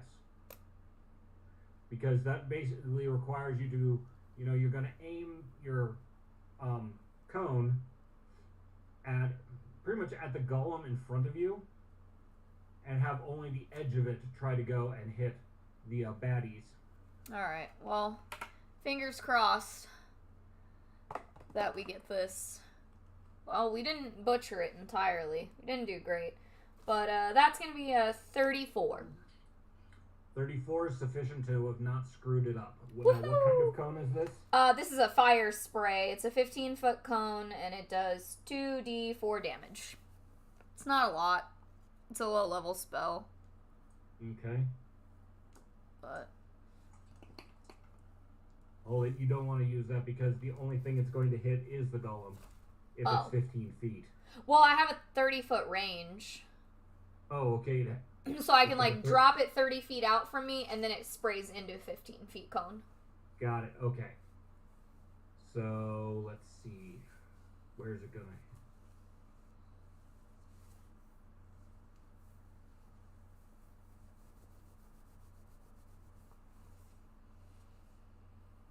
Which is your primary target? To hit the Thurrott. necromancer and the priestesses?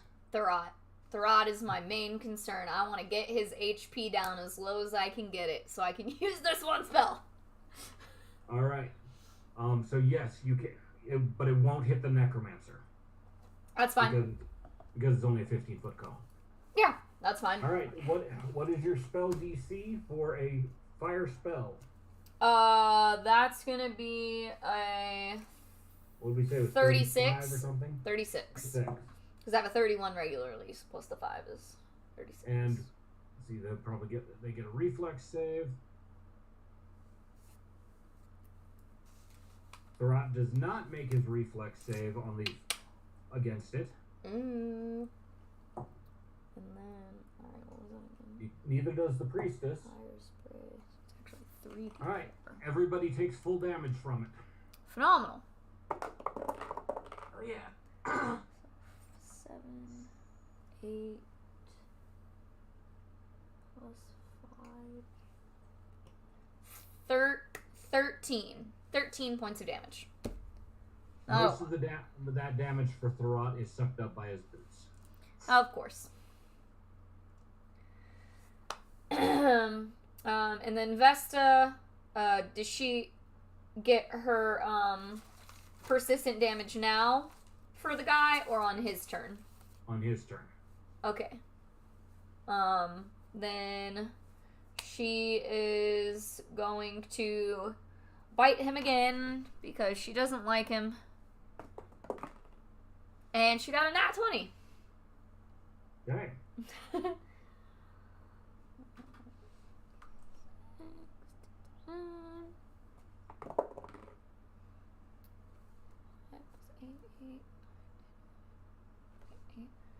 Eight, 13 points of damage, and then if it's doubled, then 26.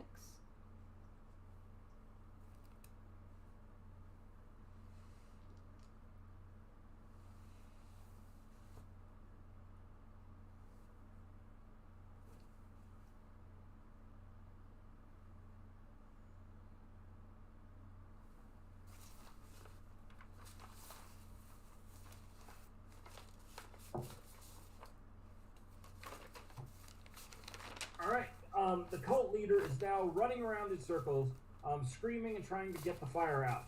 He's been lit on fire so many different times by her that, and with his dazed and confused state, he failed his will save, basically a morale check, to, stay in the game. He's very close to death and not being combat effective at all. Well, I'm sure on his turn he's gonna die with his persistent damage. There's a high probability.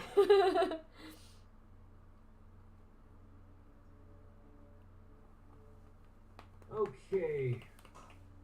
Kate, you are an enraged monster creature. What do you do? Whatever my heart desires, which I think is probably attacking the people in front of me, because that's all I know. What is your monster method of attack? You have a strong bludgeoning attack you can do with your tail, your claws, or you can chomp into them. Yeah, let's try to take a bite out of somebody. If I can choose the person, I'd like to try to take a bite out of the rot, but I don't. I would think probably just judging where you're at, you'd probably take a bite out of one of the two cultists. The Right, high that's what priestess lady. Yeah. Yeah. Yeah. Judging from All where you're right. at. So is it just going to be reach down and bite, or are you going to grab and bite? Grab and bite sounds good. Yeah, let's do that. Nom nom nom nom nom. Okay. Make an attack roll with your gauntlets.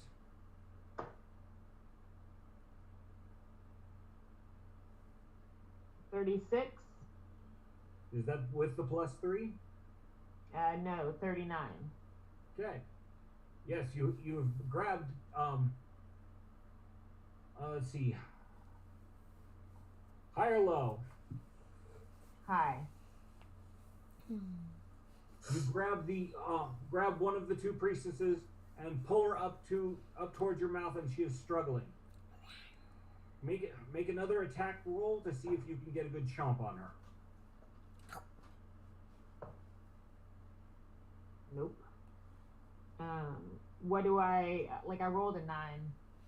I don't know what I add to that though for a bite. Add it like it was your gauntlets.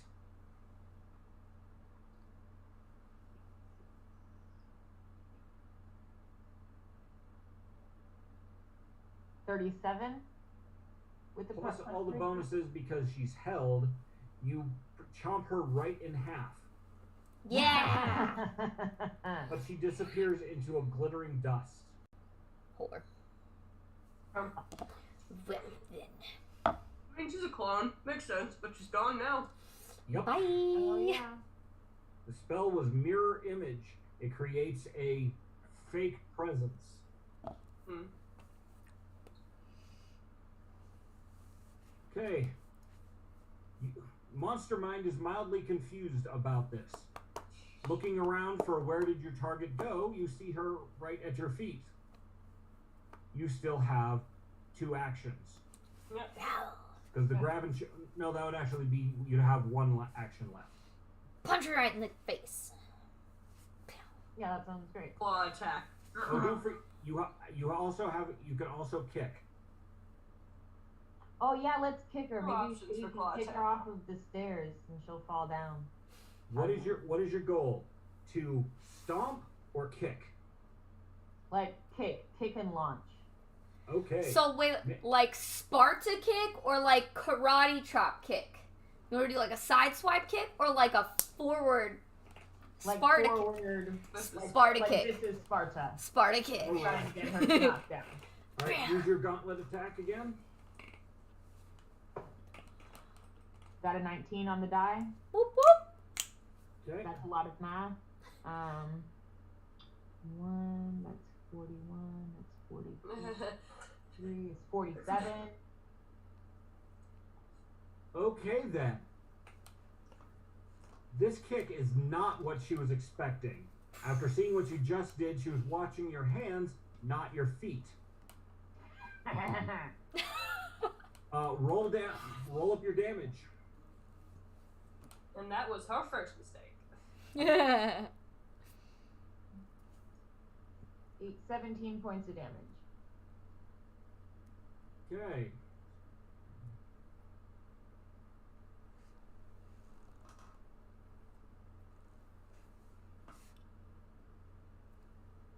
She is near death. We will launch her into the circle of creature, into the necromantic circle over here, right next to the necromancer. She is also knocked to the ground. So she's dazed and confused, and not going to be very effective for probably the next turn. Excellent. That's what we like. That's what we like. Okay. A car's turn.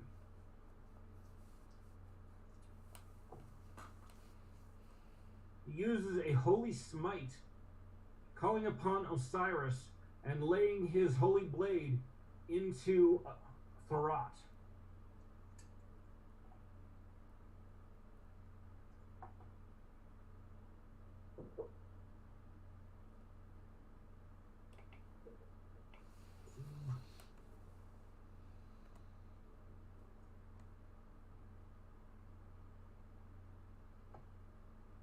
another good amount of damage to him. All right.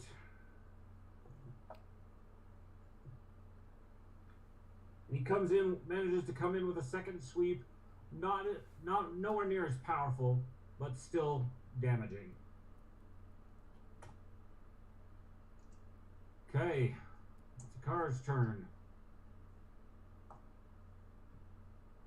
The only reason that Akar's weapon did damage is because it is a specifically blessed holy weapon designed for fighting the undead. It has the ghost touch power on it.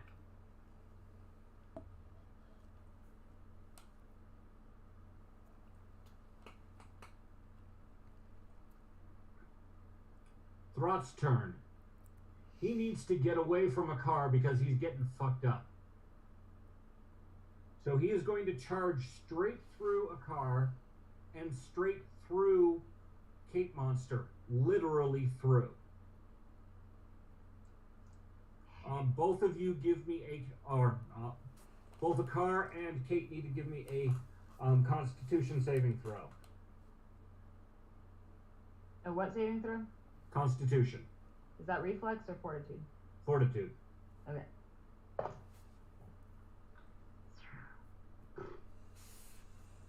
$32. As Thorot passes through you, you feel a chilling grasp at your heart. You only take 1 point of damage, where Akar takes 8 points of damage from the Lich's incorporeal touch to his heart. Damn.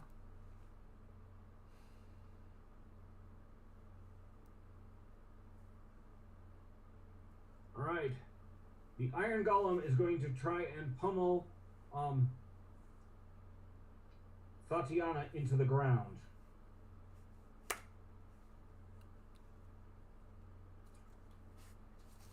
First hit for 38. And he's just like hitting me with a fist, I Yes, assume. his two fists are just coming slamming straight down on you. Well, you know, fortunately, I don't have any extra armor against that, so, yeah. He's not considered undead? Nope, he is a construct. Basically a magical robot. Alright, I'm gonna check this thing one more time, because I'm having a real difficult time remembering what this gives me. Any creature that touches you or damages you with an unarmed attack or non-reach melee weapon takes 3d6 fire damage, which probably doesn't affect him, but... Unfortunately, you are correct. 22 points of damage from him slamming you. Is this considered... It says resistance 10 to precision damage, and I don't know what that means. No, it is definitely not precision. This is sheer blunt force trauma. Alright, so how much? 22 points.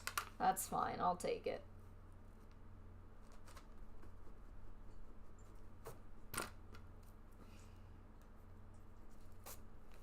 He's going to attempt to follow that up with a kick, which misses. Oh, thankfully.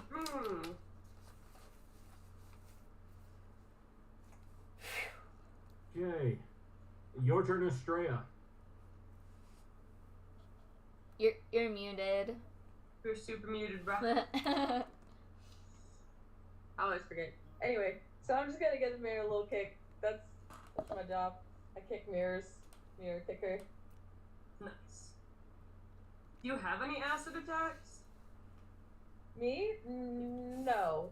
Okay. I did just add 2 new spells that I could probably Like, use. that would be a really good use of your last 2 actions if you did is fuck up that golem, but... Yeah. Not be an option. Let me see what this... I'm like... I've added one that, like, I can see how my enemy is going to, like, dodge my attack. Mm-hmm. and I have one called Deity Strike, which, let me pull it up. A manifested version of your deity's favorite weapon appears in the air above and attacks the target using your spell attack roll. Okay, that's a pretty powerful physical attack. Yeah, and it only uses like 2 actions, so it's perfect. Okay. So I'll go ahead and do that. Just roll.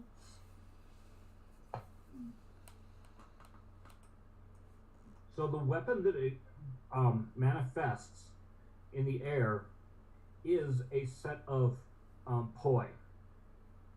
Do I have a hero point for this? Because I like rolled like. You have 1 each session, so you do have 1 since you haven't used it so far. Mm-hmm.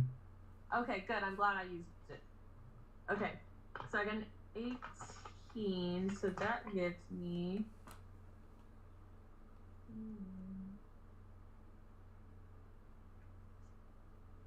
A 39. Okay. And I need. Let's see, it does 7d12 force damage or double damage on a critical hit. Tell us how that poi bash. Yep. So the poi are swinging about in mid-air. Looks like there's an invisible person wielding the poi as they flip and fly and circle in the air, slamming the iron golem. The hits connect very solidly. Go ahead and roll that damage. 41. Okay. 41 points of damage. Thank you. And this one, it has like a second part that I haven't really read yet.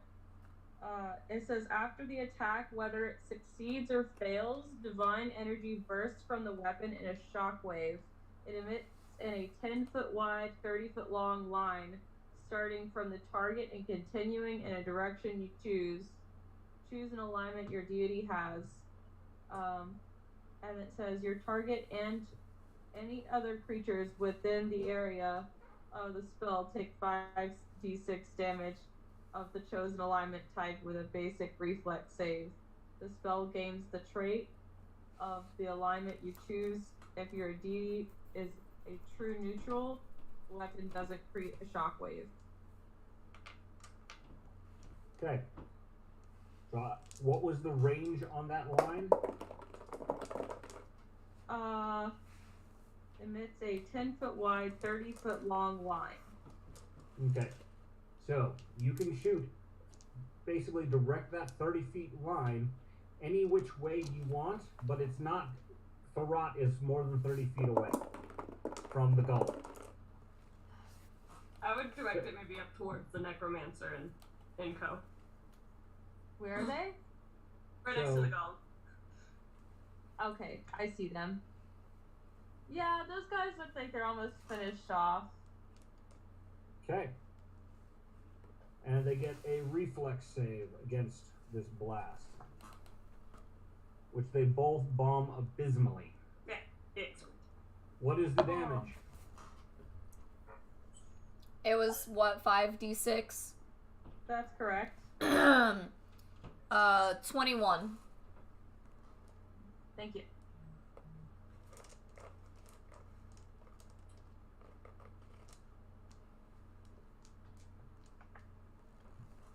It finishes off the High Priestess. Good. The Necromancer is in Fuck that bitch. bad shape. Also, his circle of desecration is blasted away by the holy magic. Nice. Nice. Oh, nice. Ready. So, Okay. I'm going to cast. Oh, I forgot. The Estrella knocked over the final mirror. Yeah. The hazy gloom that has filled this temple is now cleared away, and the windows are allowing in pure sunlight. It does seem to have an impact on the power of magic that the necromantic and evil casters are using. They're no longer in a dark sanctified space. Cool. I'm going to cast Sunburst. So what that does is a powerful glow of searing sunlight explodes in the area, dealing 8d10 fire damage to creatures and objects in the area, plus an additional 8d10 positive damage to undead creatures. Each creature in the object area must attempt a reflex save. All right. So basically, what is the radius? I can cast it within 500 feet, and it explodes in a 60-foot burst. That's basically going to be the entire room. Yeah. You might not want to do that. Well, my plan is to yell, like, go for cover. And so, like, it alerts everybody in the party to duck for cover. Because if you get a success on your roll, it doesn't hurt you at all. Okay. So, duck for cover, I yell at everybody. And I will explode the burst in between the rot and the priest. Because Kate has the highest AC and most hit points. And is least likely to die. Yeah. Okay, what is your spell DC for the saving throw? For the saving throw, it is a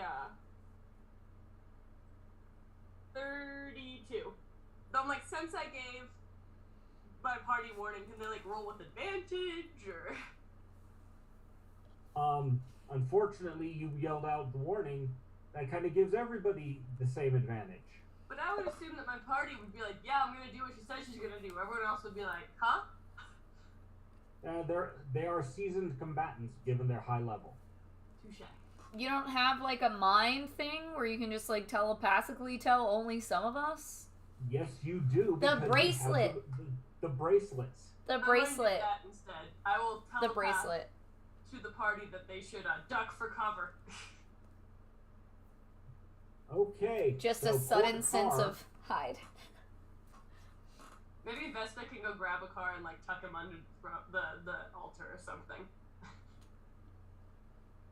I don't know. So I tried to tell the party, duck for cover. okay. So the party gets, let's see, from here 60 feet. 10, 20, 30, 40. Yeah, it's pretty much the whole room. Yeah, it's gonna be the entire 20, room. 30. 20. Because I also took that same exact spell and then realized I couldn't use it effectively without hurting anybody else because... Yeah, I was like... The only person out of range of this entire spell is Estrella.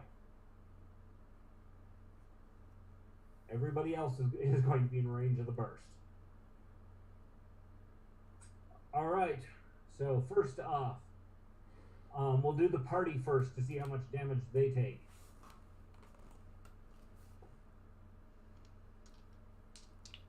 Thwack jumps down and hides behind the statue. He successfully gets out of the way.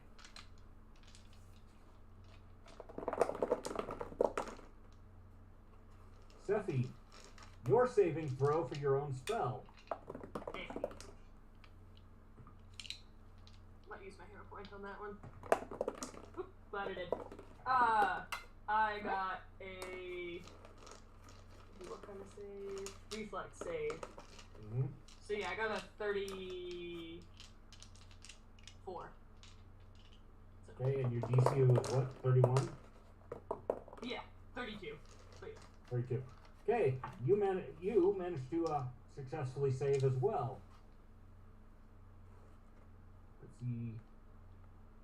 This is strictly a fire spell? Yeah, fire and positive damage, which won't hurt anybody. Is it fire?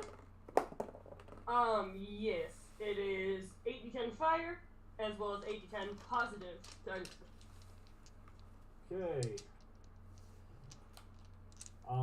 Roll, Tatiana. Roll for you and Vesta. It'll be a reflex.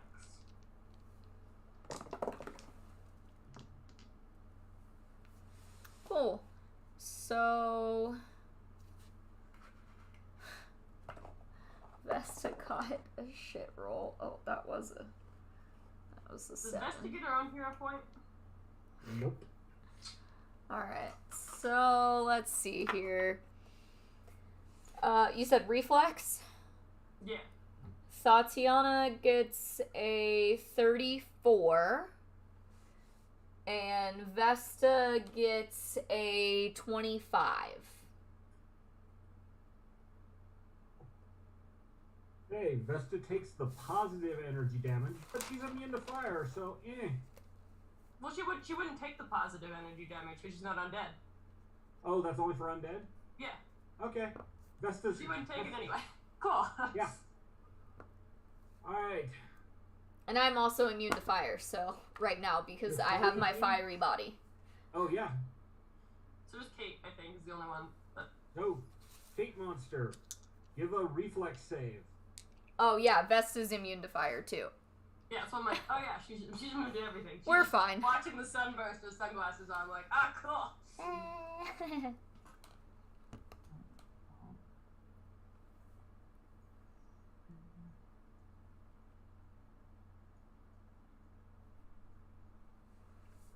34. You managed to duck and cover from the fire. Oh, hell yeah. I'll roll that Roll- damage. And Akar does not. Akar takes it. So it'd be 39 points. Owie. Okay, Akar is under half hit points. Well, that Alright, sucks. that's the party. Now let's see how our enemies are doing. Terrible. Let's see, what is it? Lich's saving throw.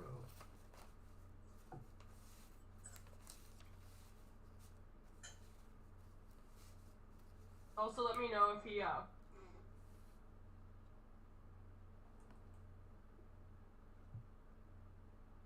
If he, if you get a success, it's only supposed you just take half damage. okay.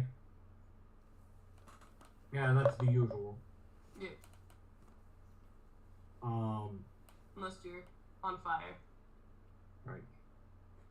Okay, Akar succeeds, so he takes half damage. 39 divided by half is 19. Is 19. 19.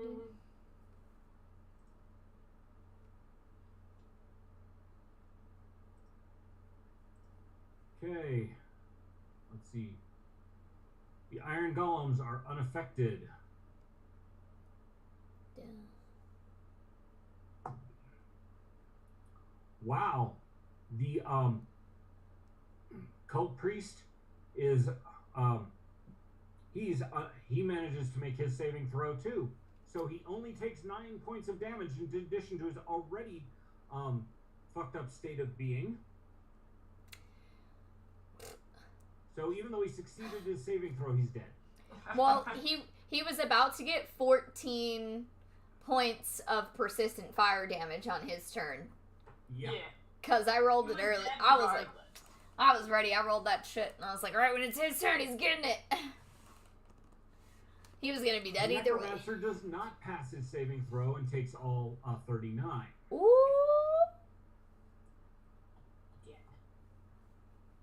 And he's dead.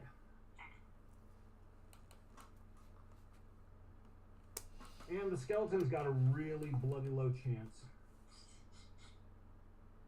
Wait, did Tharot take damage from this? Did he roll yet?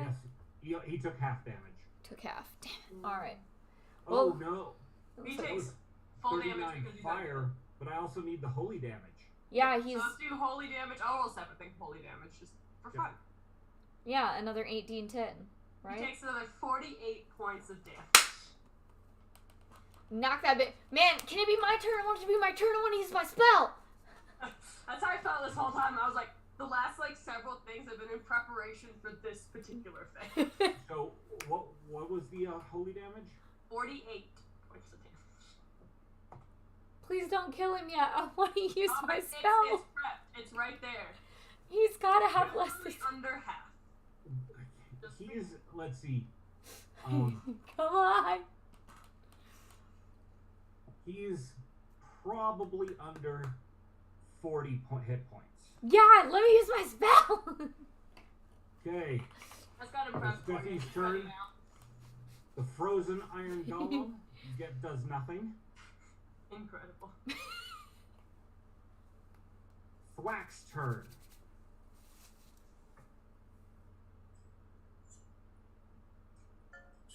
Oh, fuck. Oh. Fuck, never mind. I can't use it.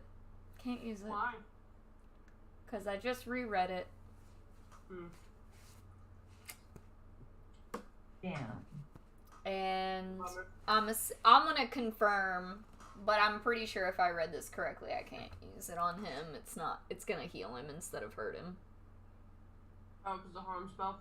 No, it just says that it does negative damage. You are correct. It would heal him. Well, at least he's the only thing now that's really active. He's a Lich Thurrot. Well, you've got the Lich and the one iron golem.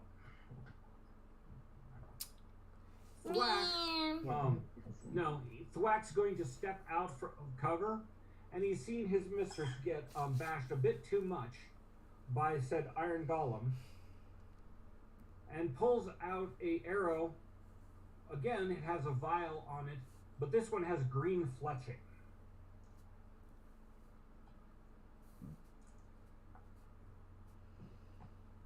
The arrow hits the golem, but does not penetrate its armor in any way. That's okay. He wasn't worried about that.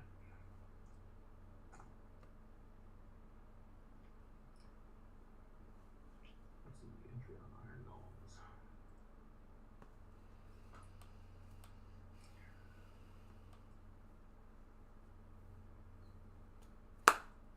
The iron golem, from the large explosion of acid hitting his back, takes 6d10 points of acid. Nice. 13. 17. 24.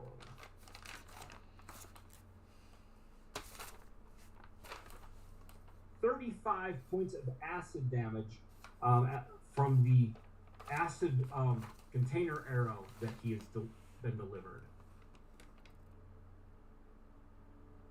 That's a long iron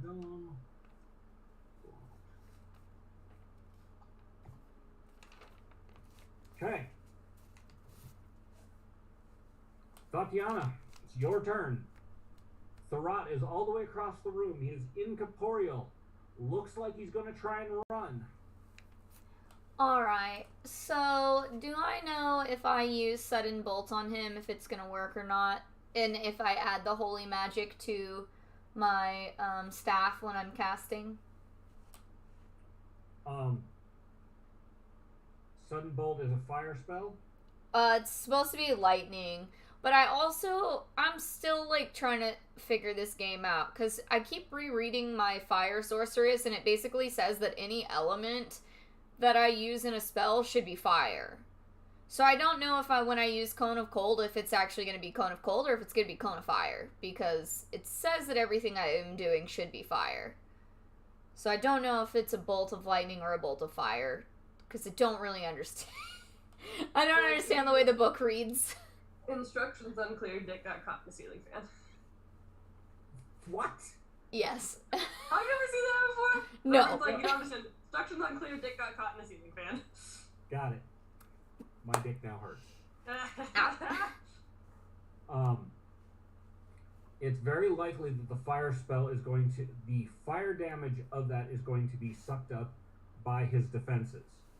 However, if you're adding the holy magic element to it, it may very well bypass that and convert the whole thing to holy fire, which is a different thing altogether. That was my intention, to make it a holy sudden bolt of something to zap this guy. So basically, yeah, it's kind of fire, but it's more like Ooh, holy light. Yes, that's the goal here. Okay. Please give me something good. Alright. 39. See. If I added that right. Yeah, the golem is not completely blocking your line of sight, so you've got a shot on him. Great. 39, what's his armor class? 39 hits. Woohoo! 60, 12, Knock it off, bro. 2, 3, 4, 5. Oh, wait, but if we're doing it with fire, I get an extra.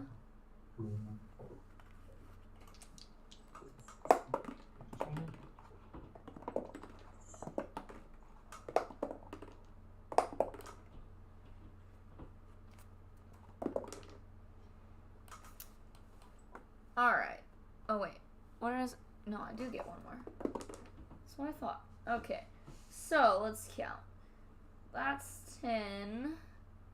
That's 20. That's 32. That's 40. That's 51. Oh, fuck yeah. 56. 61 points of damage.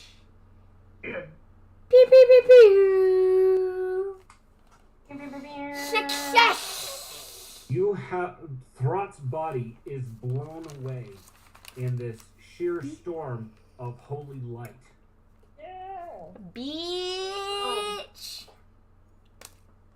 The body actually ashes.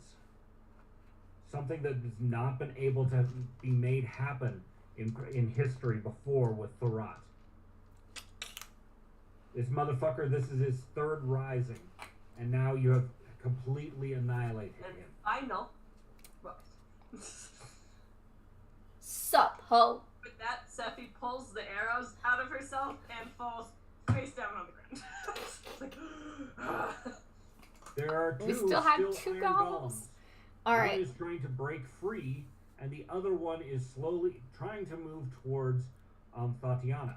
Well, I keep that a was bit, and I will only. just take an action to get up when my turn comes. That was only 2 of my 3 actions. If you guys like, I can play this out thematically because you've killed the big baddie.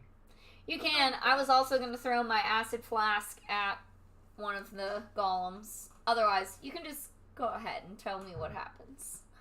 Okay. Well, once Thorot, as the next person's turn, that would have been Kate Monsters. Oh, we need to deal with that. Oh, never mind, yeah. We might have fuck. to deal with that. Kate Monster, spinning around looking for a threat.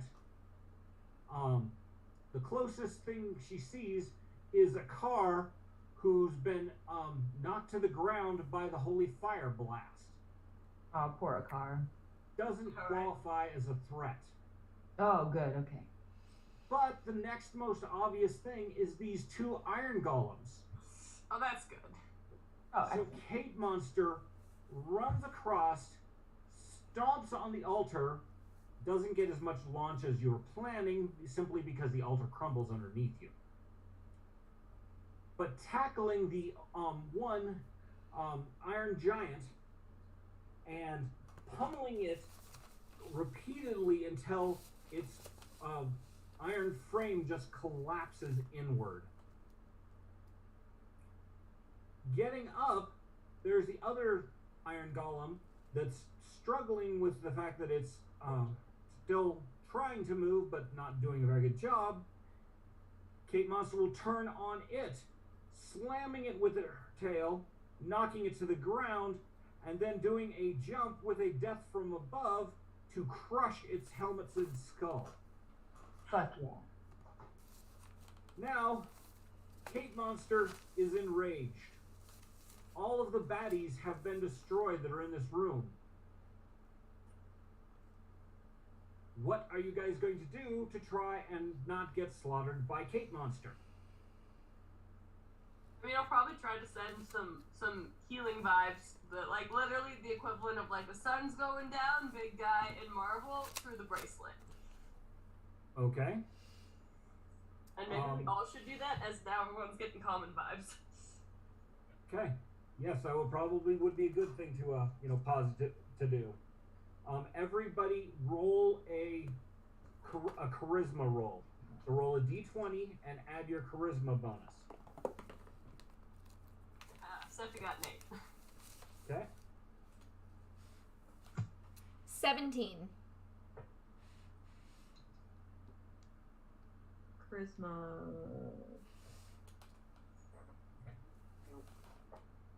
Oh. It's the charisma is 4?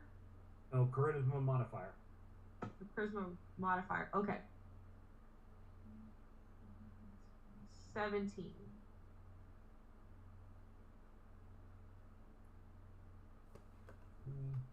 Doing math.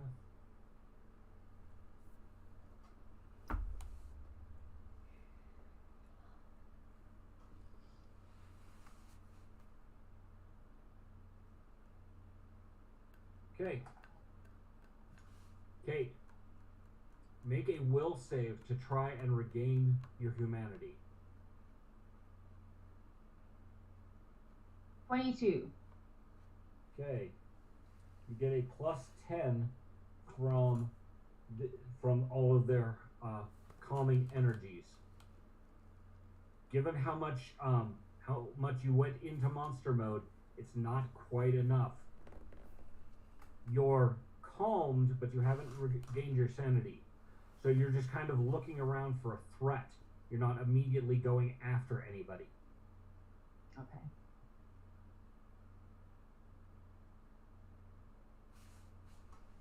By the way, the noises of the war are still going on outside. Ooh. There you can hear the bombardment of the thing. You can hear the undead that are on the steps outside trying to get past a car's spell. You can hear the battle on the north and west sides as well. But you can't really tell exactly what's going on. Go ahead, Tatiana. Am I getting healed at all from being inside this oval? Oh yeah, did we roll for that? Because I don't think we rolled for that yet. No, you have not rolled for that this turn. We do need that.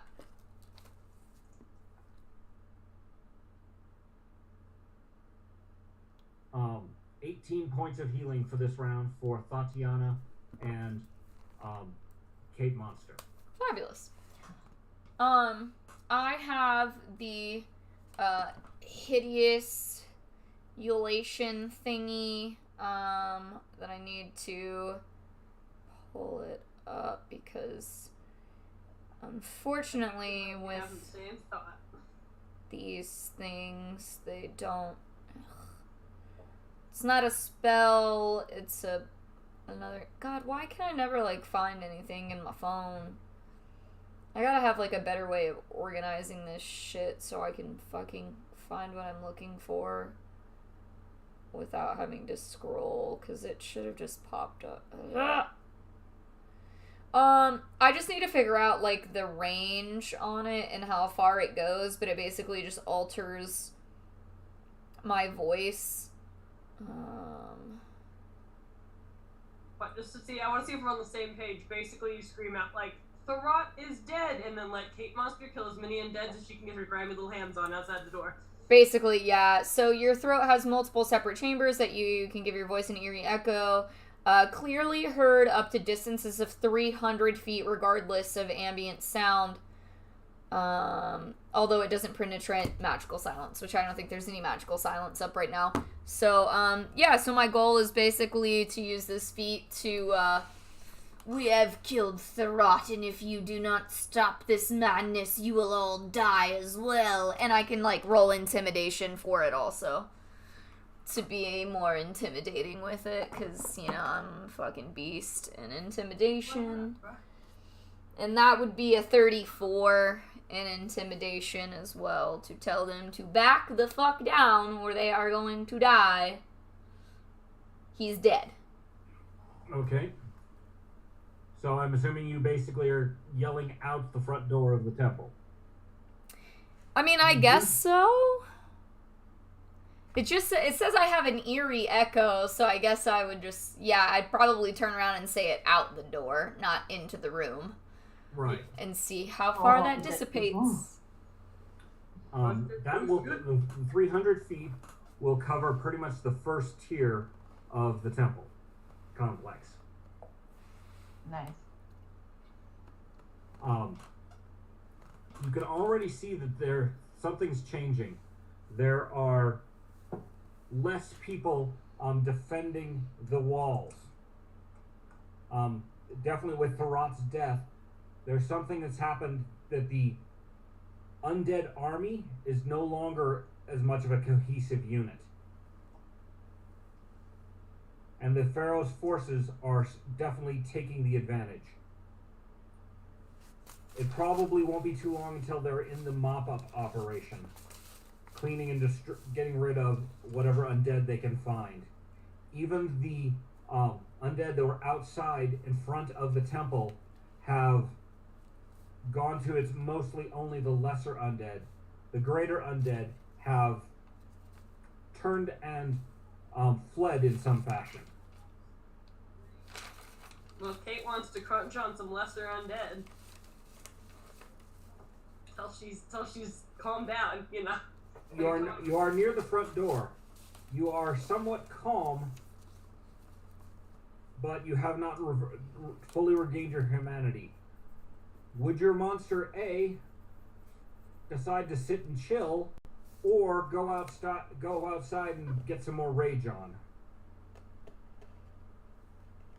I mean, probably go outside and get more rage on, unless their like calm emotions thing worked on me. It was effective, just not quite enough to get you to Estrella, you have that spell. Back. Use the spell. Oh.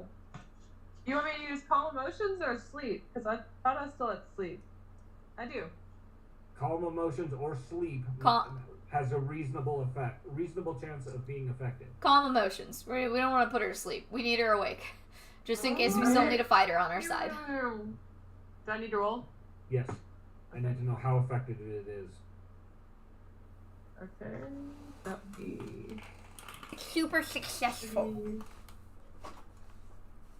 36. Okay, Kate Monster, you are now calm enough to regain your control of the monster. You're returned to sanity, and you can feel the reptiloid form fading away as you return to your regular size. Ah, yeah. Thank you, Estrella. You're welcome. The battle within the temple is completed. You have destroyed Thorat forever. You see his spirit, which you have fought before, rising up out of his body. The god Anubis steps right out of the wall. Ah, nice. Mm-hmm. You have defied the laws of the gods, attempting to circumvent your judgment. You will now come with me. His crook that he holds all the time snags around the spirit as he just steps backward into the wall, pulling Thorat's soul with him. Bitch. Nice.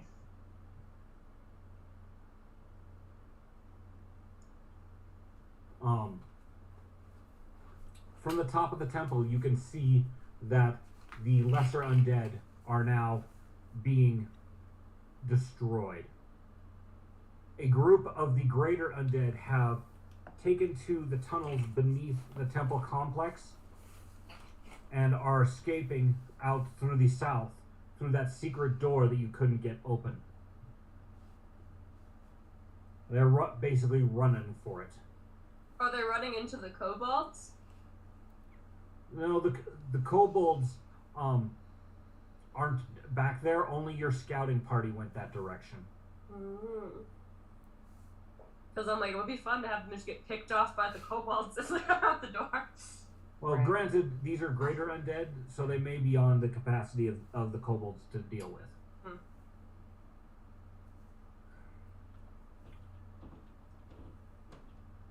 Good job, team. We Hell did yeah. it! You guys are able to hold the upper temple, and only a few try to get to you, but they're no significant challenge. As the Pharaoh's army decimates the remainder of the undead. It takes into the afternoon, but the battle is won. The Pharaoh, I will make the assumption you guys heal your wounds and other such things. Yeah, I was gonna make that assumption. The Pharaoh and his generals march up the temple steps to greet you as the victors who have made this possible. I'm talking about the people who let Thorat out. He asks about the Thorat's remains so they can put him in the sarcophagus.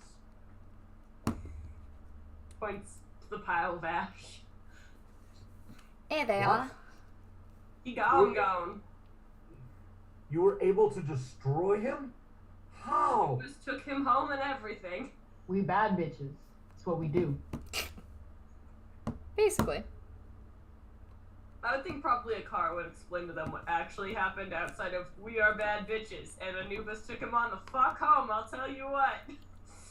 Right? Akar will explain the priest of Anubis's information that while his spirit was not fully in the body, he could be destroyed.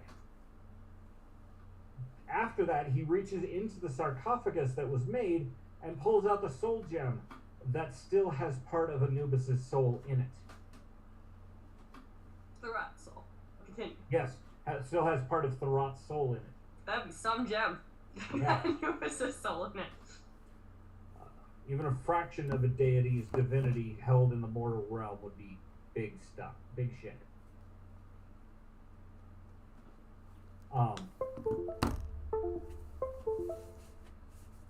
On consulting with the priests who have come, they determined that if destroying the soul gem with the body no longer in existence, this other part of Thorat's soul should be pulled along with him. But they're concerned. Because it's that, I'm 90% sure this will happen. Maybe you just destroy it with holy fire? So that it's The Pharaoh better? looks at it and says, it is better to try to destroy him than to know for sure that he exists here and that some of his followers may try and resurrect him in part once again. Please, priests, prepare an altar. As the Pharaoh kicks over the remnants of the bloody altar that Kate Monster smashed. Nice. It takes about an hour for them to erect a acceptable altar in this space and cast the sanctification spells for them to be able to perform a ritual. They've even draped the statue of Set with a cloth. They don't want to offend him, but they also don't really want him present. Your followers, I think, have caused enough trouble today. So on the new altar, they place the soul stone containing Thorat's third of a soul. And he turns. Would one of you care to do the final honors? He says as he pulls out a warhammer that the priests have been blessing. I mean, that's just all of us together, like a wedding celebration. We're all in this together. Ding, ding, ding. Well, all of us put a hand or two around the thing. If anything, Cape Monster's mandible, like Sephi's holding on to the bottom and like kind of dangling. Part of it, but not really helping. She's present and accounted for. Exactly. Yeah. Bringing the hammer down on the soul gem, it shatters with a blast of black energy.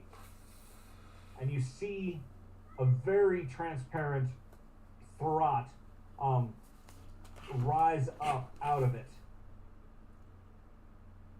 I will find a way. You, the Pharaoh. You interlopers. You Akar. You will all pay. Sephi blows raspberries at him. As he is drawn away by an astral wind, no longer able to maintain his presence on the prime material plane. I hope you heard my raspberry. With course. Not gonna see you later, alligator. No, I think you're fucking cursed bad.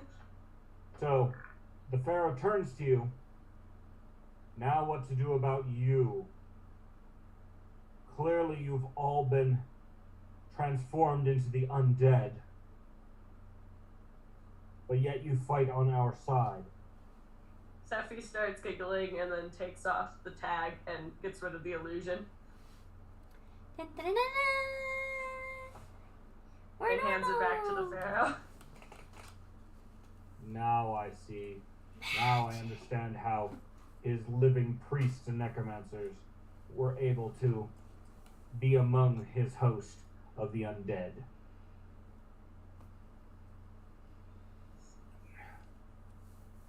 We have lost many men, many soldiers, and even the mages on the ridge have been greatly injured and reduced in number.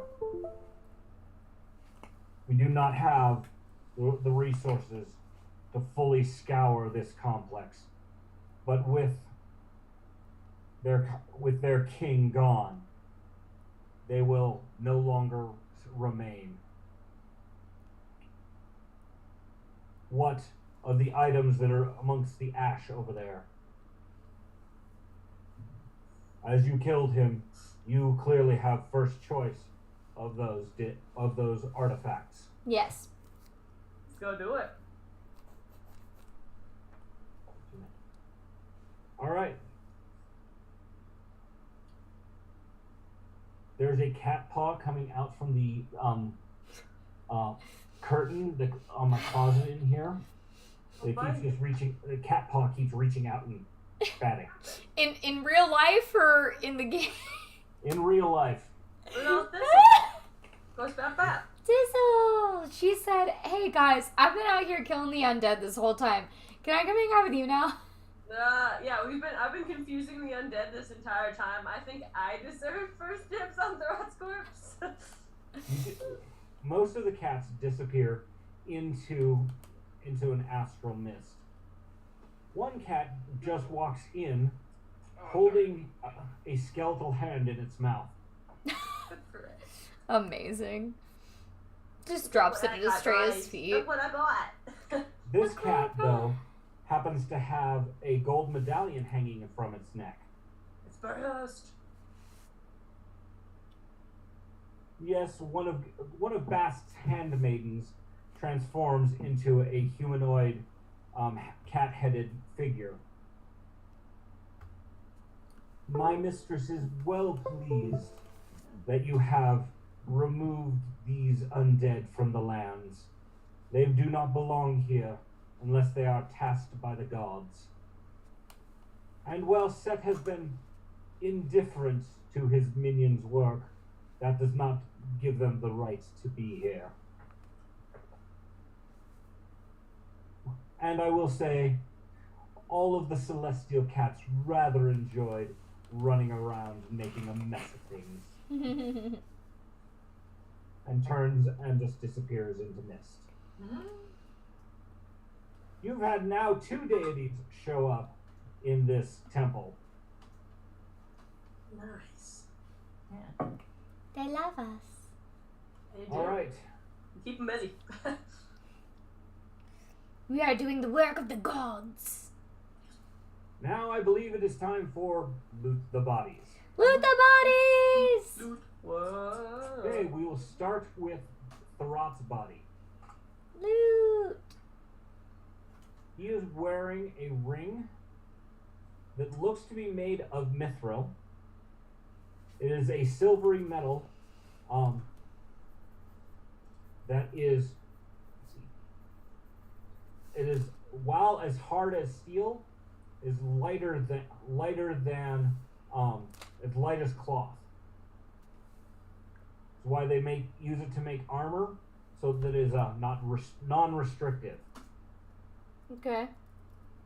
It has emblems of lightning bolts around it.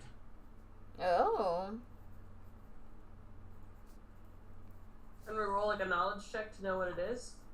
Arcana.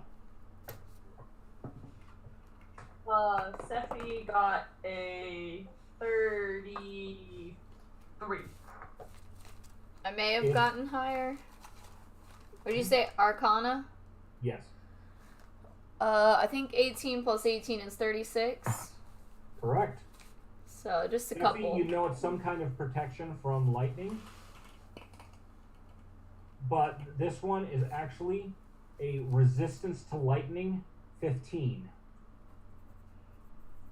Okay. I have 2 rings on, so I'm not taking it. I think I might also have 2 rings if anyone else wants resistance to lightning. I would like resistance to lightning. Yeah, I think that'd be good. Do you have any rings on? What's it called? No. A, I can write it in my. put it down, ring of resistance. Electricity 15. What it means is the first 15 points of any electrical damage does nothing. So first 15 against lightning. Lightning or any other form of electricity. You could just put 15 resists electric. Mm-hmm. And just that's why it's a lot going on in the game that you gotta keep up with to remember, like, oh yeah, I have this resistance and that resistance and armor against this and Like, write it. I think there's a spot on your front sheet, resistances and immunities. I would put it in your Oh, okay. immunities on your sheet. Okay, So so you I was could gonna put remember it that. just on like my worn items. that's where I have mine. I keep Yeah. mine written down in my worn items. I Okay. put it in both, Okay. just because I know sometimes I forget that I have a resistance. So it's like, do you have resistance to anything? And I look at the box. It's fair. So the next item is a necklace made of all matte black stones. Steffi got a 23 for Arcana for figuring out what it is. Yeah. Clearly, it clearly radiates necromantic magic. I got more. I got. Wait, are we doing Arcana or Occultism, or does it matter? This one, Arcana or Occultism would work. I mean, I only get 1 point higher for Occultism, so either a 36 or a 37. Still, they're both enough to tell you. It's a necklace of desecration. It's how once he had his body, how he had a moving circle of desecration around him, helping him and strengthening him and protecting him against some of the holy magics you use. Oh, it's good to keep in the gen pop cell or something. Okay. Yeah. It's really dark magic. Yeah, which none of us do currently. Unless, none of us do that unless we want to send it as a package to Vivian, or we want to give it to the Pharaoh. Well, we're gonna be going back to our fucking island soon. We need to go back to our island like next session. We need a beach episode on our island with, you know, our brothel and some pirates and the fucking mer people that Patrick, Tulia I have would been live with. for some brothel shenanigans. Please, we need some Yeah. brothel. Shenanigans. Okay. Brothels. Also, we can discuss a future adult session another time. Mm-hmm. Oh yeah, still game for that. So, the robes that he was wearing that he stroked, while his body went to ash, they remained. They are a deep purple color with silver embroidery on the hem around it. Go to 25. 25. There's both transmutation and necromancy on these robes. Silver, purple robes. 35. 35.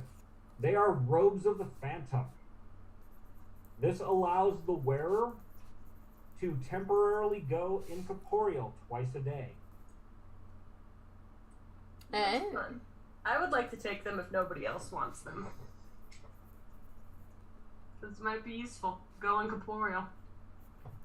Oh yeah. You're working on becoming the vegetable vampire, aren't you? I am. I love it. It seems that I want way. to be the vegetable vampire on my own time. I don't want to be the vegetable vampire. I want to propagate the legend of the vegetable vampire across the world. Got it. What was the name of the robes again? Robes of the phantom. Does not work in sunlight. Yeah, Safi, I feel like you're too good of a creature to take this kind of shit. Again, I just want to propagate the legend. Sephi's a good baby, but not enough not to do tomfoolery like pretend to be a vegetable vampire on occasion. So, all necromancy isn't inherently evil because the spell resurrection is necromancy. It's magic that works with the dead. So temporarily taking on the form of a phantom, not so bad. It's not like you're raising the undead or torturing souls. I just want to fuck with people. That's about it. That's about long tone of it. Vegetable vampire. The next is the belt that he was wearing. It is a belt made of brass plates. It's fairly wide and thick. Not quite as ridiculous as a World Wrestling Champion belt, but looks definitely much more something that you would see on a fighter or someone along those lines.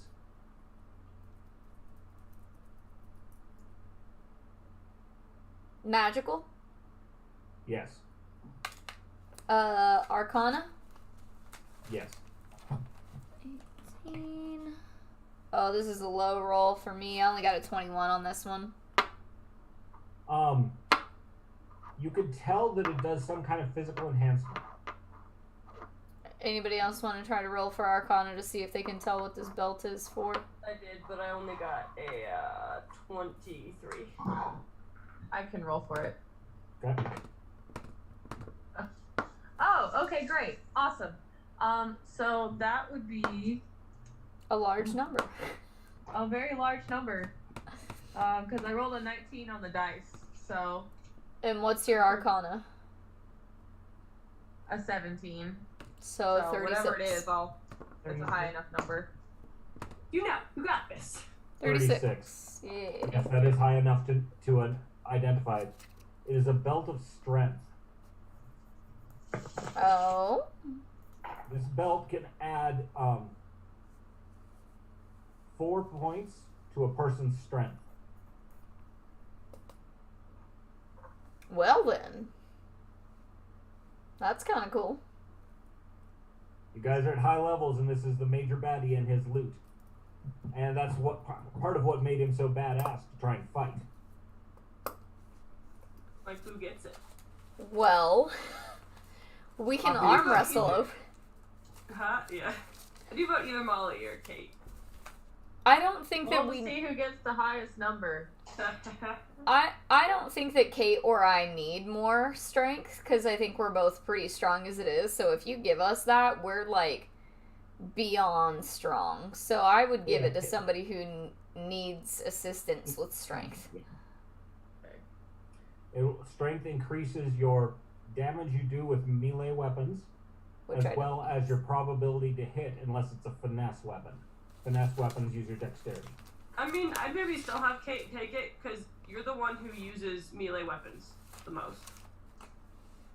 So I'm like, having just like genuinely god tier strength wouldn't hurt. It's not gonna help me, I will say that, because Yeah. my spells are all based on charisma. So, like, it's not gonna help me at all to take it. Like, yeah, it'll boost my strength. I'm already at a +4 in strength, so, like, but I don't I'm use... +1, but all my stuff is wisdom based by and large. Yeah, I don't use weapons. Like, I use... How about we give it to Kate, so she can have god tier strength.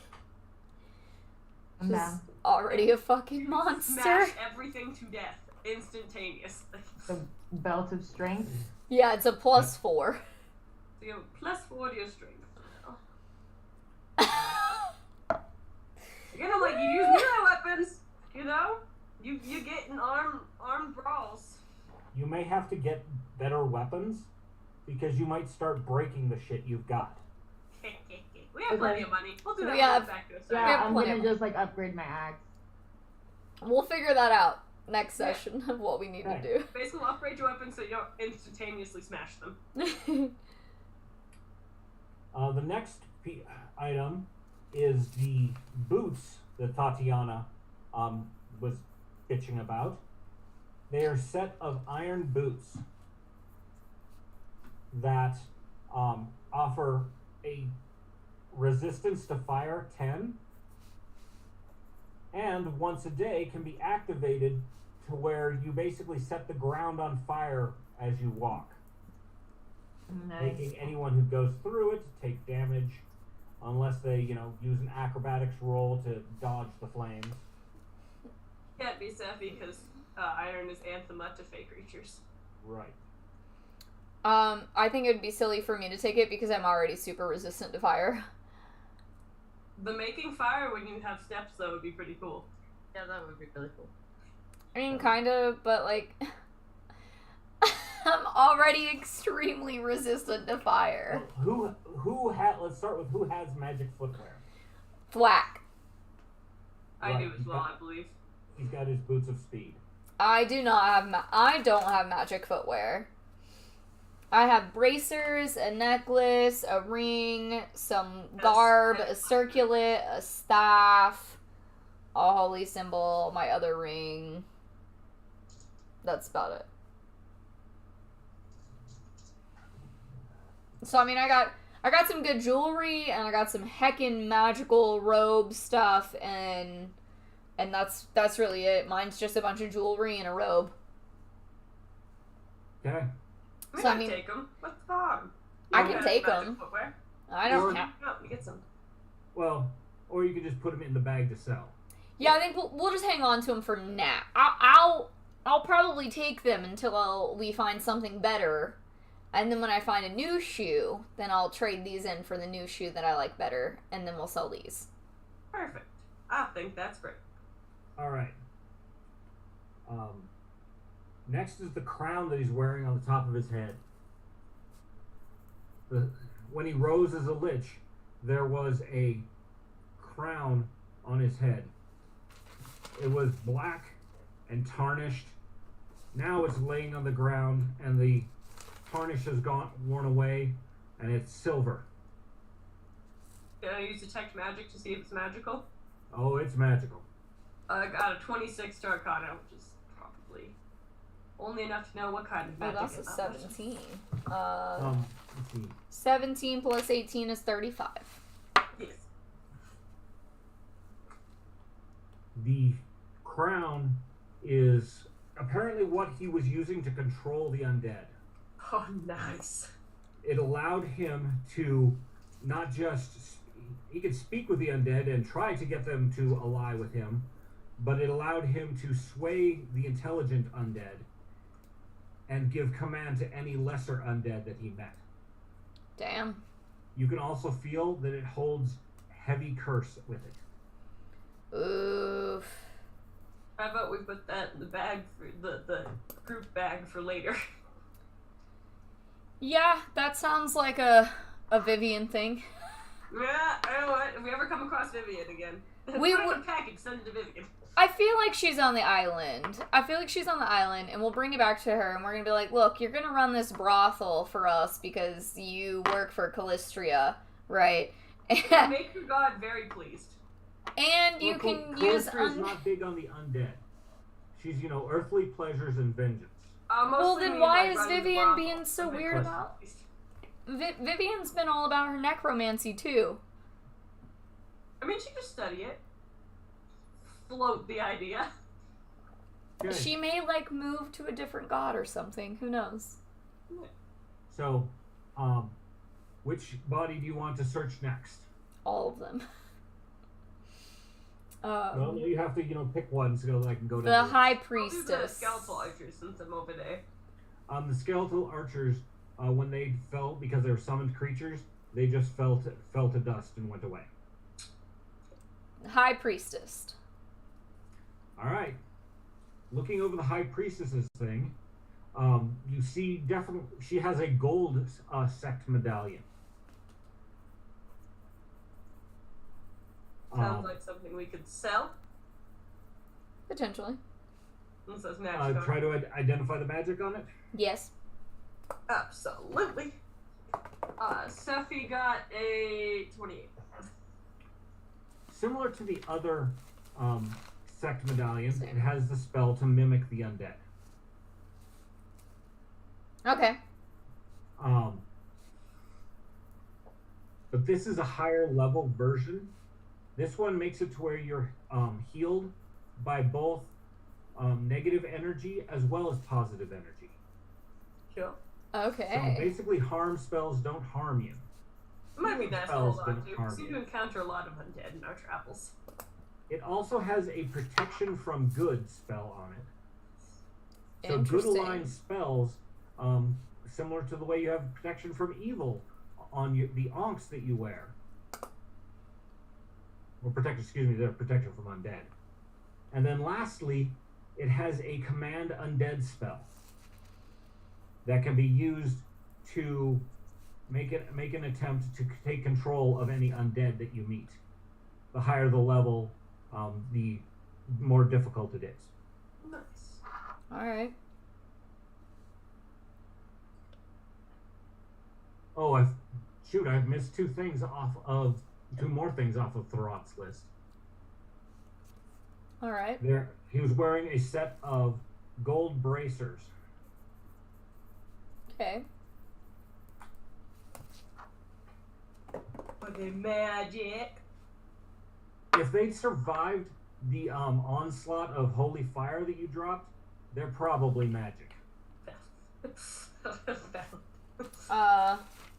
Occultism? Occultism doesn't give you any bonus over top of Arcana. Okay. So... 26. Arcana. These have strong protective magic on them. Don't know what kind of protect, though. It seems like general protection. Ooh! There's no elemental aspect to it. Sephi got a 34. They are +4 bracers of protection. Nice. And that's just a general to your AC. Correct. Dope. Does anyone not have braces on? I do, and mine's already a +4, so I'm good. I have braces of reflection, so. I don't think Estrella has any bracers, and Kate has the gauntlet, so I don't know if she can do the bracers with the gauntlet. I Nope, you have can't. I have armbands, but I was confused as if they were like armbands or like. No, you had it right the first time. Up on your upper arm. So Okay. maybe we can give them to Estrella then and they'll be put to good use. Probably, yeah. What kind of armbands are there? They're They're bracers cool. Bracers. that go on your forearms, and they're +4 to your armor class. Okay. That'll make you stronger. Less squishy. Yeah. I'm still gonna be the squishiest, but it's fine. You're a glass cannon. I'll Mhm. take it. That's It's one. fine. So it does that. Do I add that to AC. Yeah, On if the it's AC, in the AC space, there should be an item bonus. You Yeah. put it there, and add that to your total. Yeah. Okay, right there. I already have a +6. so now Do it's I just plus add 10. that? Where are you getting that +6 from? Do you remember? We might I don't remember. need to double go over her stuff at some point. For now, just make it a +10 instead of a +6, and then when you go over it, you can erase it and start over. You know. Because my my armor reflects. So it's just straight from the armor you're wearing. Yeah, it might be. So you can wear that in addition to. So plus Okay. 10.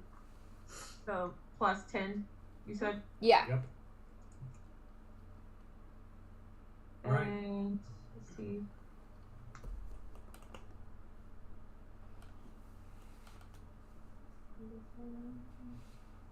Okay. So the priestess, like I said, she has a golden ring with the face of a beast on it. Steffi got a 27. It looks like it's to control some kind of creature. Is it the golem? No, 18 plus 18 again, so 36. it's the manticore she used to fly away from the previous battle. Oh, that's nice. She You're right. uses the ring to control him? It's a ring of control. You know that these kind of magics usually come in pairs. There's a ring and a collar. You put the collar on some creature, and then you can order that creature around.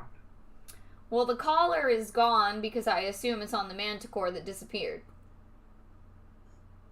The collar's probably still on the manticore. Yeah, that's what I mean by gone. It's on that guy, that creature. Well, yeah, so whoever holds the ring can control the manticore. That's basically the thing of it. That sounds so great. I mean, like, you're really good at animal companions. You want another? Yeah, I already have 2 rings on, though. If I take it, I'll have to trade out rings. Yeah. Just can't. I can only wear 2 at a time, right? Correct. And one of mine is +3 armor against arrows and missiles, and my other ring is a 5 hit point temp. So, like, I can trade out either one of those at any point in time. If I just want to be like, look, I don't need those extra 5 hit points temporarily, we can just take that ring off, which it's 5 hit points, it's fine. So the problem there is, if nobody's wearing it, the manticore is uncontrolled wild beast. So, I'm gonna take Can off we- my ring of haggling, and I'll take the ring of manticore, and I can swap it with somebody. If need be. well, Okay. I was gonna say, can we just, like, temporarily put that on hold and consider who would be the best person to take the ring? Can we just, like, That's circle? something else. Can we just come back? Have an open ring finger. Yeah. Is anybody not wearing 2 rings already? I have 2 rings on. I think I have 2 rings on as well because I remember getting the ring of the ram. I'm pretty Mhm. sure. I forgot what that does. Basically, you launch a ram-shaped force, like a battering ram. Yeah. I had that on the entire time and I could have used that. Yeah? Yeah, you do. Jesus Christ. That's why I say it's a lot. It's a lot to trying keep up track of the with. things you've got and the powers Mm-hmm. is challenging. It's really a lot. I mean, I'm definitely comfortable with trading out that 5 temporary hit points because I don't know how much it really matters. What? For I me. did then, because you're good at handling having animal companions. Um, Speaking. yeah, so I'll put my stalwart ring in my pouch and I'll put the manticore ring on my person. Word. It's kind of confusing because you can feel the presence of the manticore to a certain extent, but nowhere near like the way you can telepathically communicate with Vesta. Okay.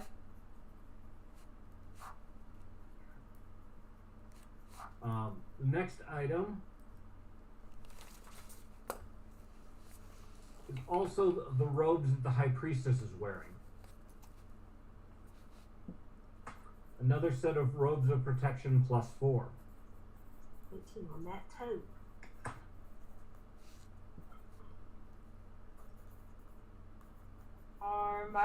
What are the robes? I know I already have on protective robes. Are they the same robes? They don't look the same, but I'm not looking at your character sheet, so I can't tell you. Yeah, we don't know if your character has like a +2, +4, whatever. So we might have to again like double back to some of this stuff, which is fine. One of like Sephi might take it. Oh, Robes of the Phantom. I have those. Which is already giving you a +4, right? No, Robes of the Phantom make me Oh, okay. incorporeal. But Yeah. I might take that one because I think it will, but I'm not gonna equip it yet because it probably needs to be resized. Probably. Most magic items will automatically resize themselves to you. Oh, sweet. Yeah, so some of this stuff we don't know who it goes to right the second. No, don't worry about it. We'll figure it out when we figure it out. I'll write it all down just because I don't know when we'll figure it out. before the and next might session. being put to good use, unless I switch them over. So it'd be an extra 4 points. Yes. You taking the High Priestess robes? Yeah. Okay. Writing it down. Yep. Might as well be put to good use. The next item is one of the 2 daggers that she was carrying. This one definitely looks like it's intended for throwing.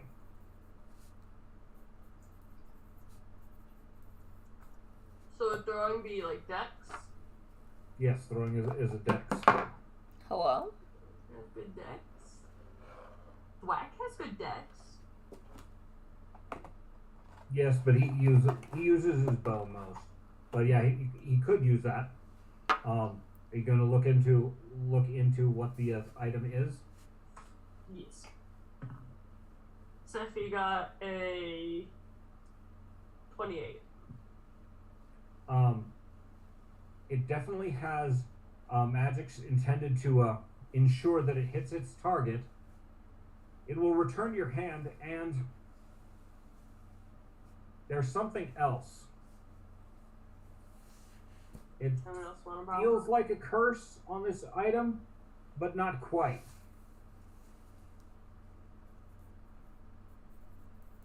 Stray, did you roll? Or is it worthwhile for you to roll? Oh. Oh. Didn't work out. I mean, not necessarily. What are you rolling for, Arcana again? Yes. Arcana Uh, or occultism. Oh! My occultism is a little higher. Not much higher, but let me see.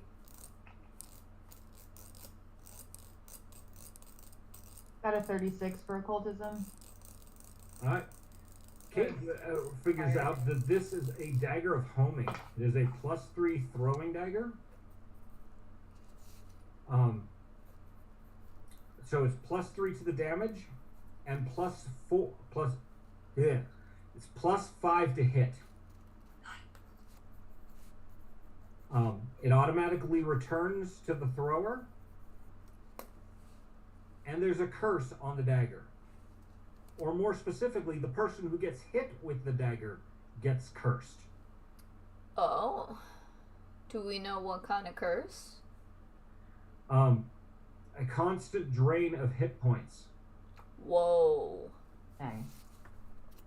So, in combat, it will do 5 hit points per turn. In which combat in which the person was originally stabbed.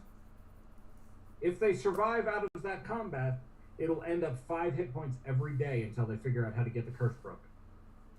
Oh, shit. I mean, that might be a nice thing for Thwack to have. He's feeling extra spicy vindictive.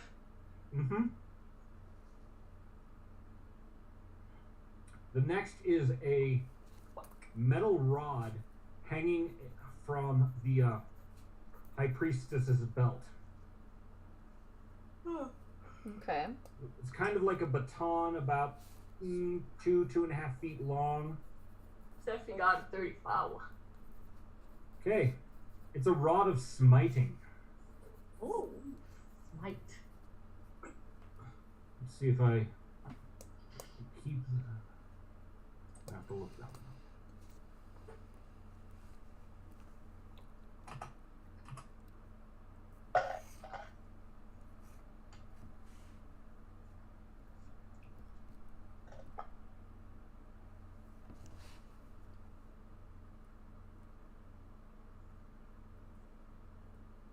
Clearly did not spell that correct.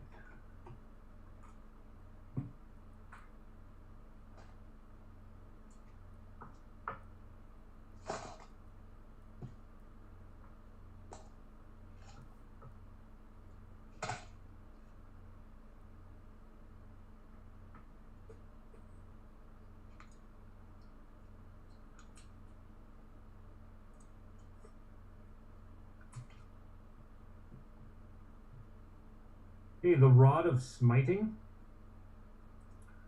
is actually specifically for destroying undead. So it is a bludgeoning +3 weapon that you kind of use like a mace, but it is a +5 weapon versus the undead.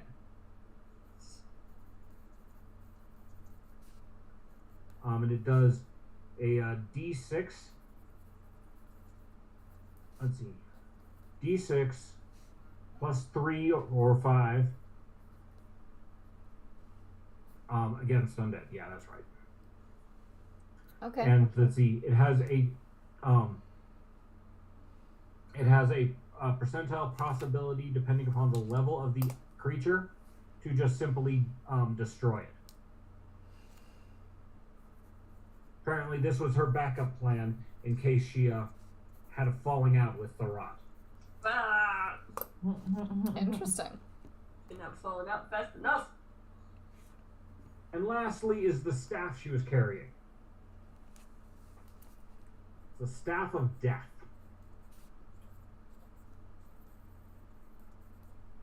It has the ability for spells Touch of Corruption, Harm, Greater Darkness, and Empower Undead. Nice.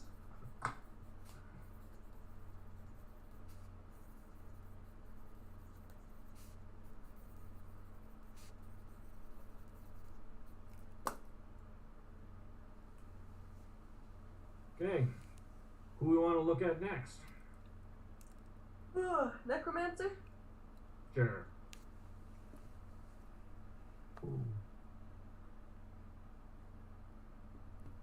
The Necromancer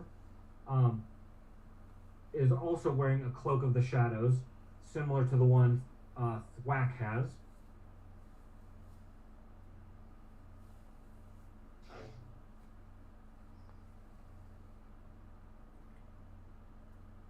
Also carrying a Staff of Death, similar to the High Priestess. He also has a gold sect medallion, so you have 2 of those.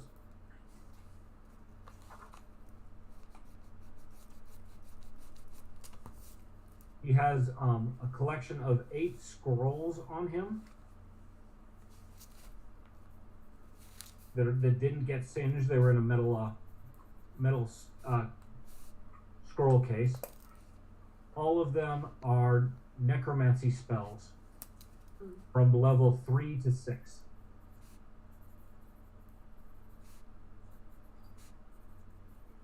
Okay.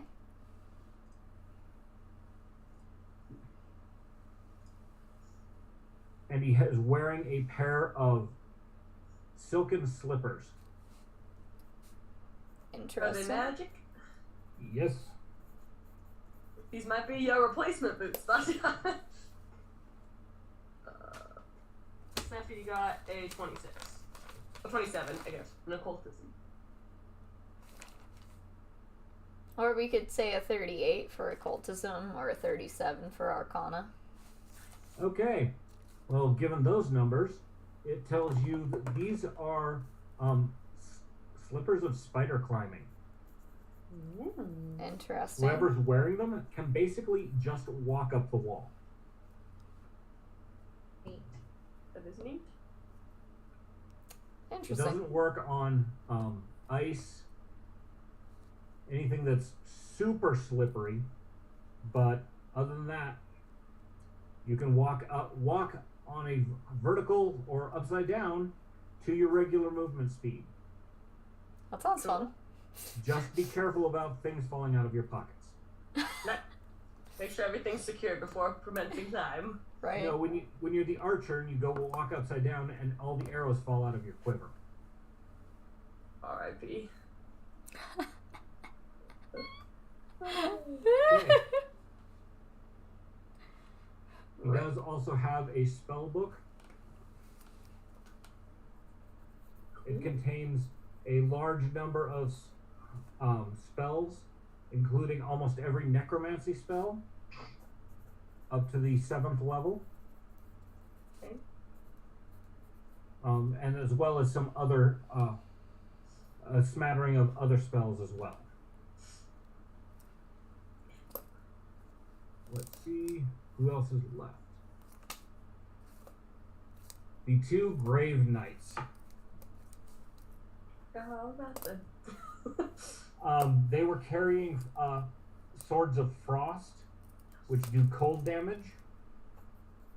They're +2 swords. Nice. Their shields are +2 as well. And so is their plate armor.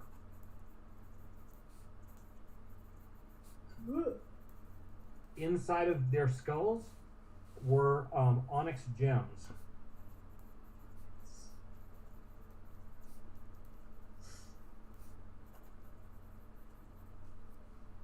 Any weird magic about the onyx gems? Like, were those what helped keep them alive, or someone to have like a control over them?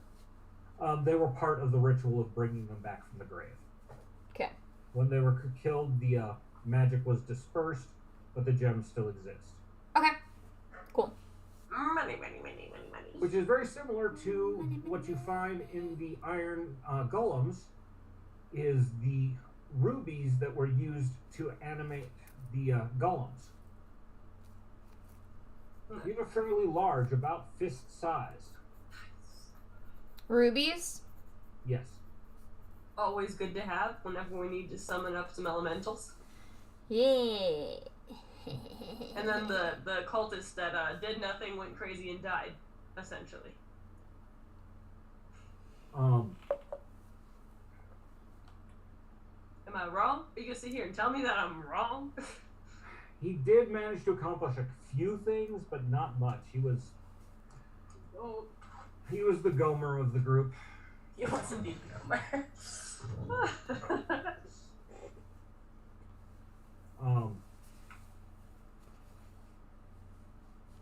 The sash that he is wearing is woven out of silver thread. Sephi got a 26 for occultism.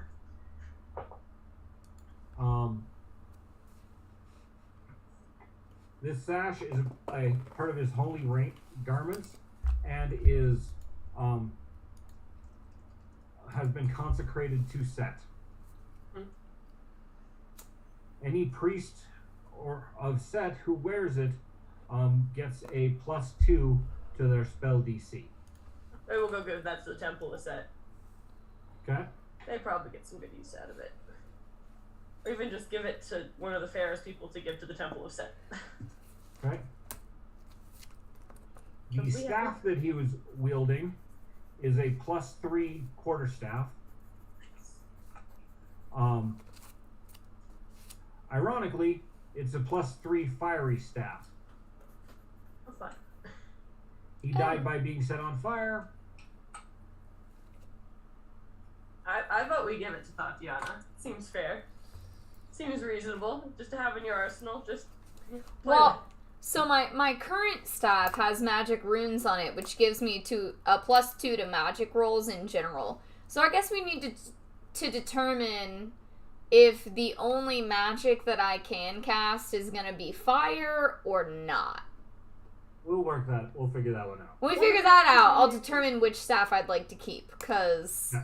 Well, either that, keep them both, see if you can't, like, amalgamate them together potentially in some way. At, like, a shop. Potentially. Take the best parts of both. You could go to one of the Mages Guild and basically trade that in and get them to put a similar enchantment on your staff. There is a limit to how far you can enchant things, but we haven't hit it yet. Yep. Yay! Well, either way, everything that's happening right now is going into our group bag of holding, and we will determine at a later point in time who gets what for certain and for what reasons, etc. Because I'm just going to write down all the loot right now, because we're getting about that time where we're going to pop out anyway. So the kobolds come out from the back, carrying a chest that was in the back part. I was wondering if they would. I saw the chest. The chest is unlocked, and they will open up the lid, and it's about half full of gold and platinum. Ooh. Do the kobolds still need to be paid? Probably. Well, you guys' arrangement was for space on your island. Yes, it was. And for a certain amount of any treasure found. Yes. That sounds like... I think you offered them like 10% of treasure. That's cool. Yeah, they want to take the money. We ain't hard up. Okay. Well... I'm meta. That's me metaing. 10%. If we agreed to 10%, they get 10%. And a portion on our island for a safe haven where no one can hurt them. But they can't hurt anybody else, and we told them they were only allowed to, like, nonchalantly pickpocket random people, but not actually just thief. Yeah, heist. Yeah. They had to just just find the dumb people that they could just reach in their pocket and they would never know that they took the money out of their pocket. Mm-hmm. Alright, calculating for the value of the magic items that you found. A lot. Because they get 10% of that value. Okay. That ends them up with 1/2 of what was in the chest. Cool. What's a half of what was in the chest that we get then? Yeah. All right. You have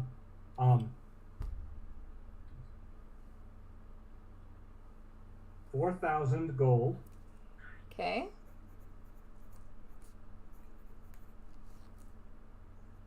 And 200 bars of platinum. Cool. Which are worth 100 gold apiece. Yes. Everyone give me a perception check. Yeah. Steffi got a 31. Steffi's massive perception now. Good. 30 for Estrella. Also 34. Okay. 30 as well. Something's a little dodgy with the response of the kobolds.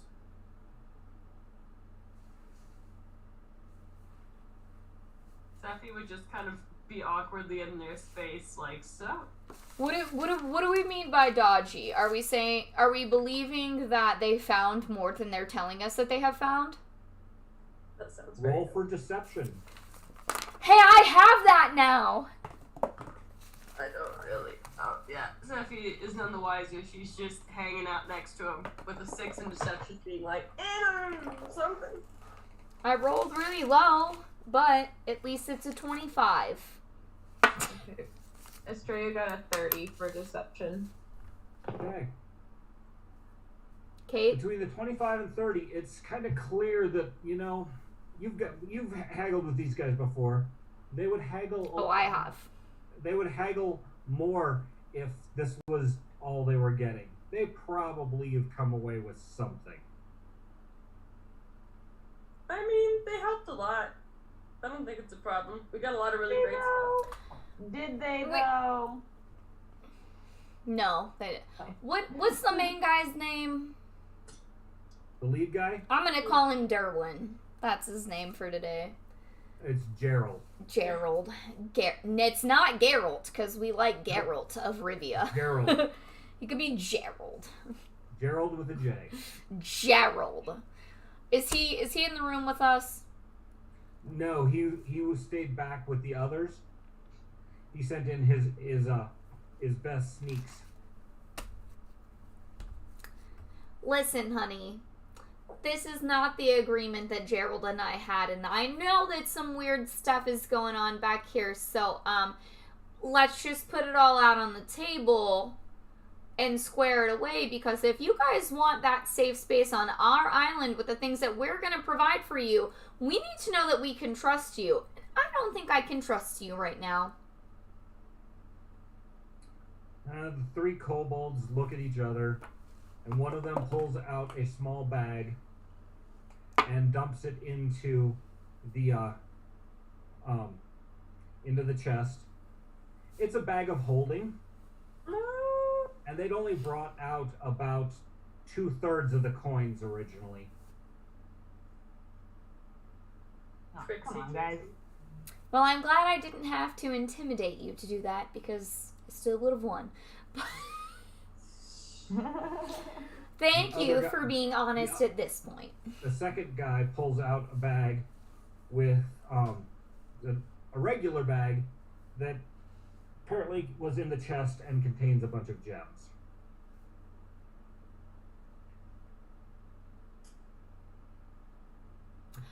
They're basically, you can't blame a guy for trying. Well, Sephi giggles. So I add to can. your Now we're going to split this. add to your take another 3,000 coins worth of gold and 3 dozen decent sized rubies, probably worth 100 apiece. 100 gold apiece. Yes. So do we all get this, or is it combined into this one thing? It's combined. This is just the one. We just get this one amount, and this is going in our group fund, and then we determine, like, do we just want to split it evenly between everybody, or do we just want to keep it in the group fund, and then when somebody needs something, we just pay to get them the thing? Essentially, our joint checking account due to the fact we run a very lucrative business together Correct. Okay. called Our Island. Correct. Okay. That I am ready for the sex stuff on the island. Oh yeah, I'm very So in the excited. next week, I'm going to have to draw up what the island looks like after you gave all the instructions of what you wanted built and so forth. Yeah! Hey. So exciting. Great. Fabulous. So the pharaoh states that he does not have the men and resources to fully plunder this area, the temple complex, and will probably be putting out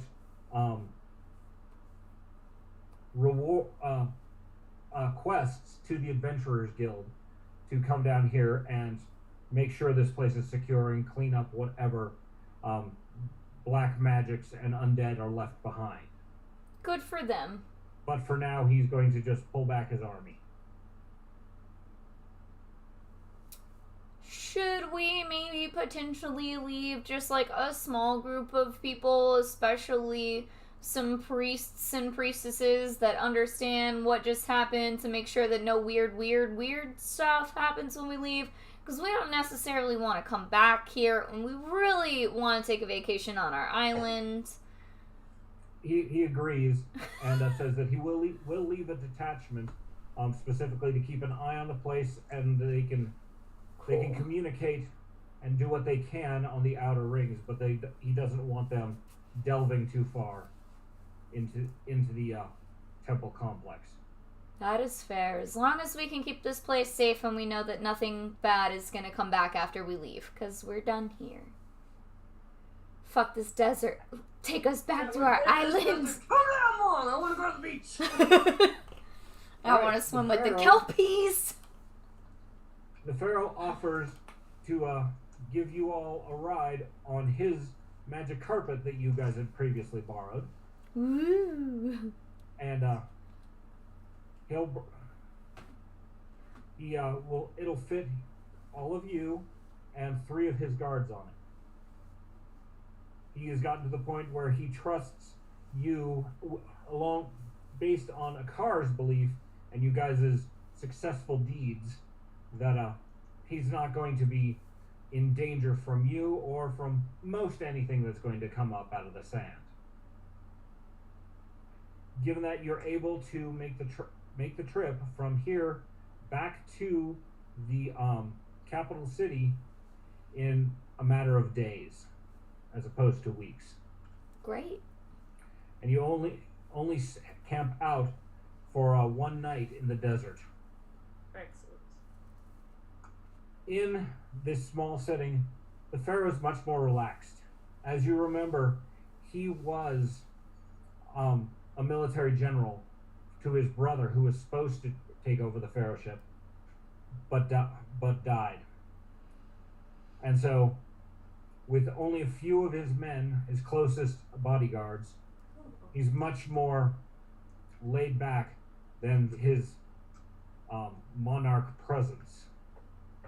You're actually able to, swap stories and play dice games while the food is being prepared. Cute. Nothing actually attempts to even come close to you in the desert. We are mighty and I might grow powerful. some desert roses around our camp. Add to the festivity. Oh, What boon- I could do fireworks. Yeah, let's have a party, man.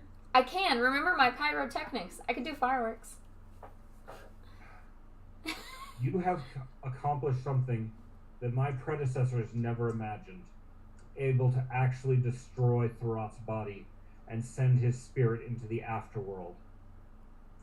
What boon would you ask of me? I'm gonna marry your brother and take him away forever. It's technically cousin. Cousin, whatever. I'm gonna marry your cousin. I'm gonna marry your cousin, brother. Are you actually saying that out loud? You absolutely should, because we're partying, and that would be hilarious. I am not gonna say brother, cousin, or cousin, brother. But, Okay. yeah. Well, if you're offering, well, I'm gonna marry this here man, and I'm gonna take him away for the rest of his life. Oh, He throws a bridal bouquet and hands it to Tatiana. Akar, having just basically been proposed to, is a little flabbergasted. More mead! He plops the bridal bouquet in your cup and starts just cackling. Fucking little baby fireworks just spewing off in the background. They're just like, these people defeated Thorat. What is the world A coming? car comes up and kneels in front of you and says, I was planning to court you and go through the usual process. Is this truly what you wish to ask of the Pharaoh? This is the first and only time you've ever seen a car nervous.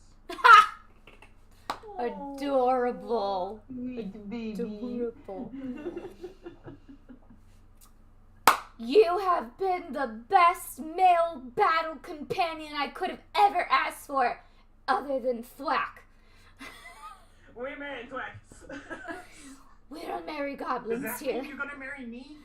No, Thwack. You could just. Steffi pats Thwack on. I didn't think so because while I love your magic, you're just not my type. Well, regardless of me being Thwack's side, come with me, Akar. We can live a beautiful life on my island with no more creepy The Pharaoh creatures. says, I know I've said you can have any boon, but you said take him away forever. Can I please have visits? I mean, you can borrow him every once in a while. Oh, he's my closest cousin. Thank you. You need more cousins, then. A car. When you are ready, we will throw a state wedding for you. See, now the question is, do we want our next episode to be the island or Tatiana's wedding? No, it's gonna be the island, because we're not actually... This was just like I'm gonna do this. Whether I actually do it or not, we'll figure that out later. I said I was gonna, but... Hey, we're celebrating with fireworks and roses and lots of meads, so we'll figure out what actually happened. A car might decline me, you know, we might die on our fucking travels back to our island. Who fucking knows what kind of weird turtles are gonna come up and strand us on some weird island. To me. I don't know. Who knows what's gonna happen next? And what of the rest of you? What boon would you ask?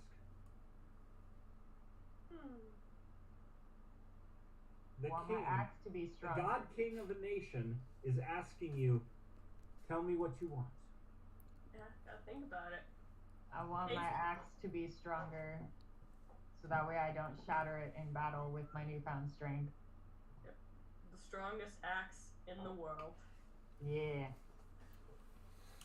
Yeah, Axe Daddy.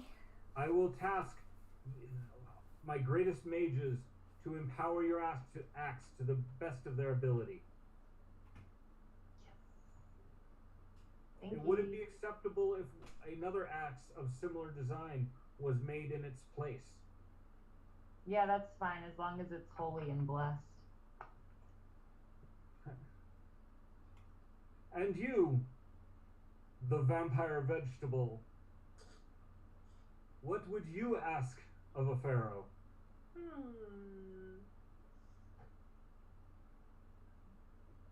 Seffi kind of gets real serious and quiet and asks to like have someone put out to try to like research who her maker was and where they are, because that still hasn't been resolved. We will put my greatest sages on the task. Seffi kind of grasps his hand and like kind of nods. Thank you. And you, Estrella, what would you ask of a pharaoh? I feel like I already kind of asked before because I think they were supposed to put feelers out on like my people. My people are already working on that. Please ask another question. Okay. Focus on this. I want to know who I am.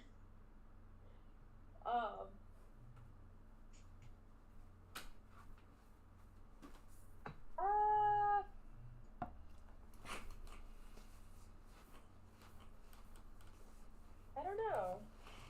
That's kind of just like the main thing I wanted. So I just want to know who I am. Well, then you can hold your boon in reserve until my sages can give you more information. Okay. You said it's a moon? Boon. A boon? Yeah, boon. like a good thing. Yeah, it's basically Okay. you can ask him for pretty much anything. Okay. Oftentimes they're classified into minor or major boons. This is a major boon. It's just like a big reward. Yeah. Okay.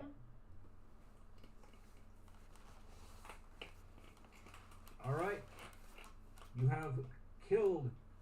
You have finished this story arc. You have killed the big baddie. You are traveling back to the capital, from whence you'll be able to sail your ship back to your island. Yeah. The pharaoh has given permission for a car to go with you, Yay! and he'll have to find a different ambassador to your home country. That's Oh, he's a house husband now. about to Got be. things Right. to do. You have lots of money and numerous magic items to decide what you want to do with. But for now, your thoughts turn to let's go to our home that we've chosen and see how things are going with our appointed mayor and his wife, Darwin and Darla. Yeah. I want to That's what we hear on rename. my whiteboard. That's smart. I want to rename them Derwin and Wendy just because that's a couple that my partner is friends with. Ah, that's adorable. So cute. All right. Next time we will resume with you guys arriving at the island. Free jump soul. Yay! Yay! Whoop, whoop. All right. Well, Us. hey guys, thank you guys all again for tuning in and hanging out with us. Yeah, that was a really big battle that took us 2 entire sessions to go through because wow, it was so much. But I hope you guys enjoyed it as much as we did. And next week we will potentially be picking up on a whole new era of things that will be happening in our episodes of Pathfinder. So you should most certainly tune in. And if you don't get a chance to tune in live, that's okay because it's going to be on Twitch and YouTube and Facebook, readily available for you to roll back and watch it again later if you need to. Hopefully we'll see you guys next Monday at 6 p.m. Central Standard Time. And have a fabulous weekend. Happy Mardi Gras tomorrow, friends. Bye. Bye. Bye. I just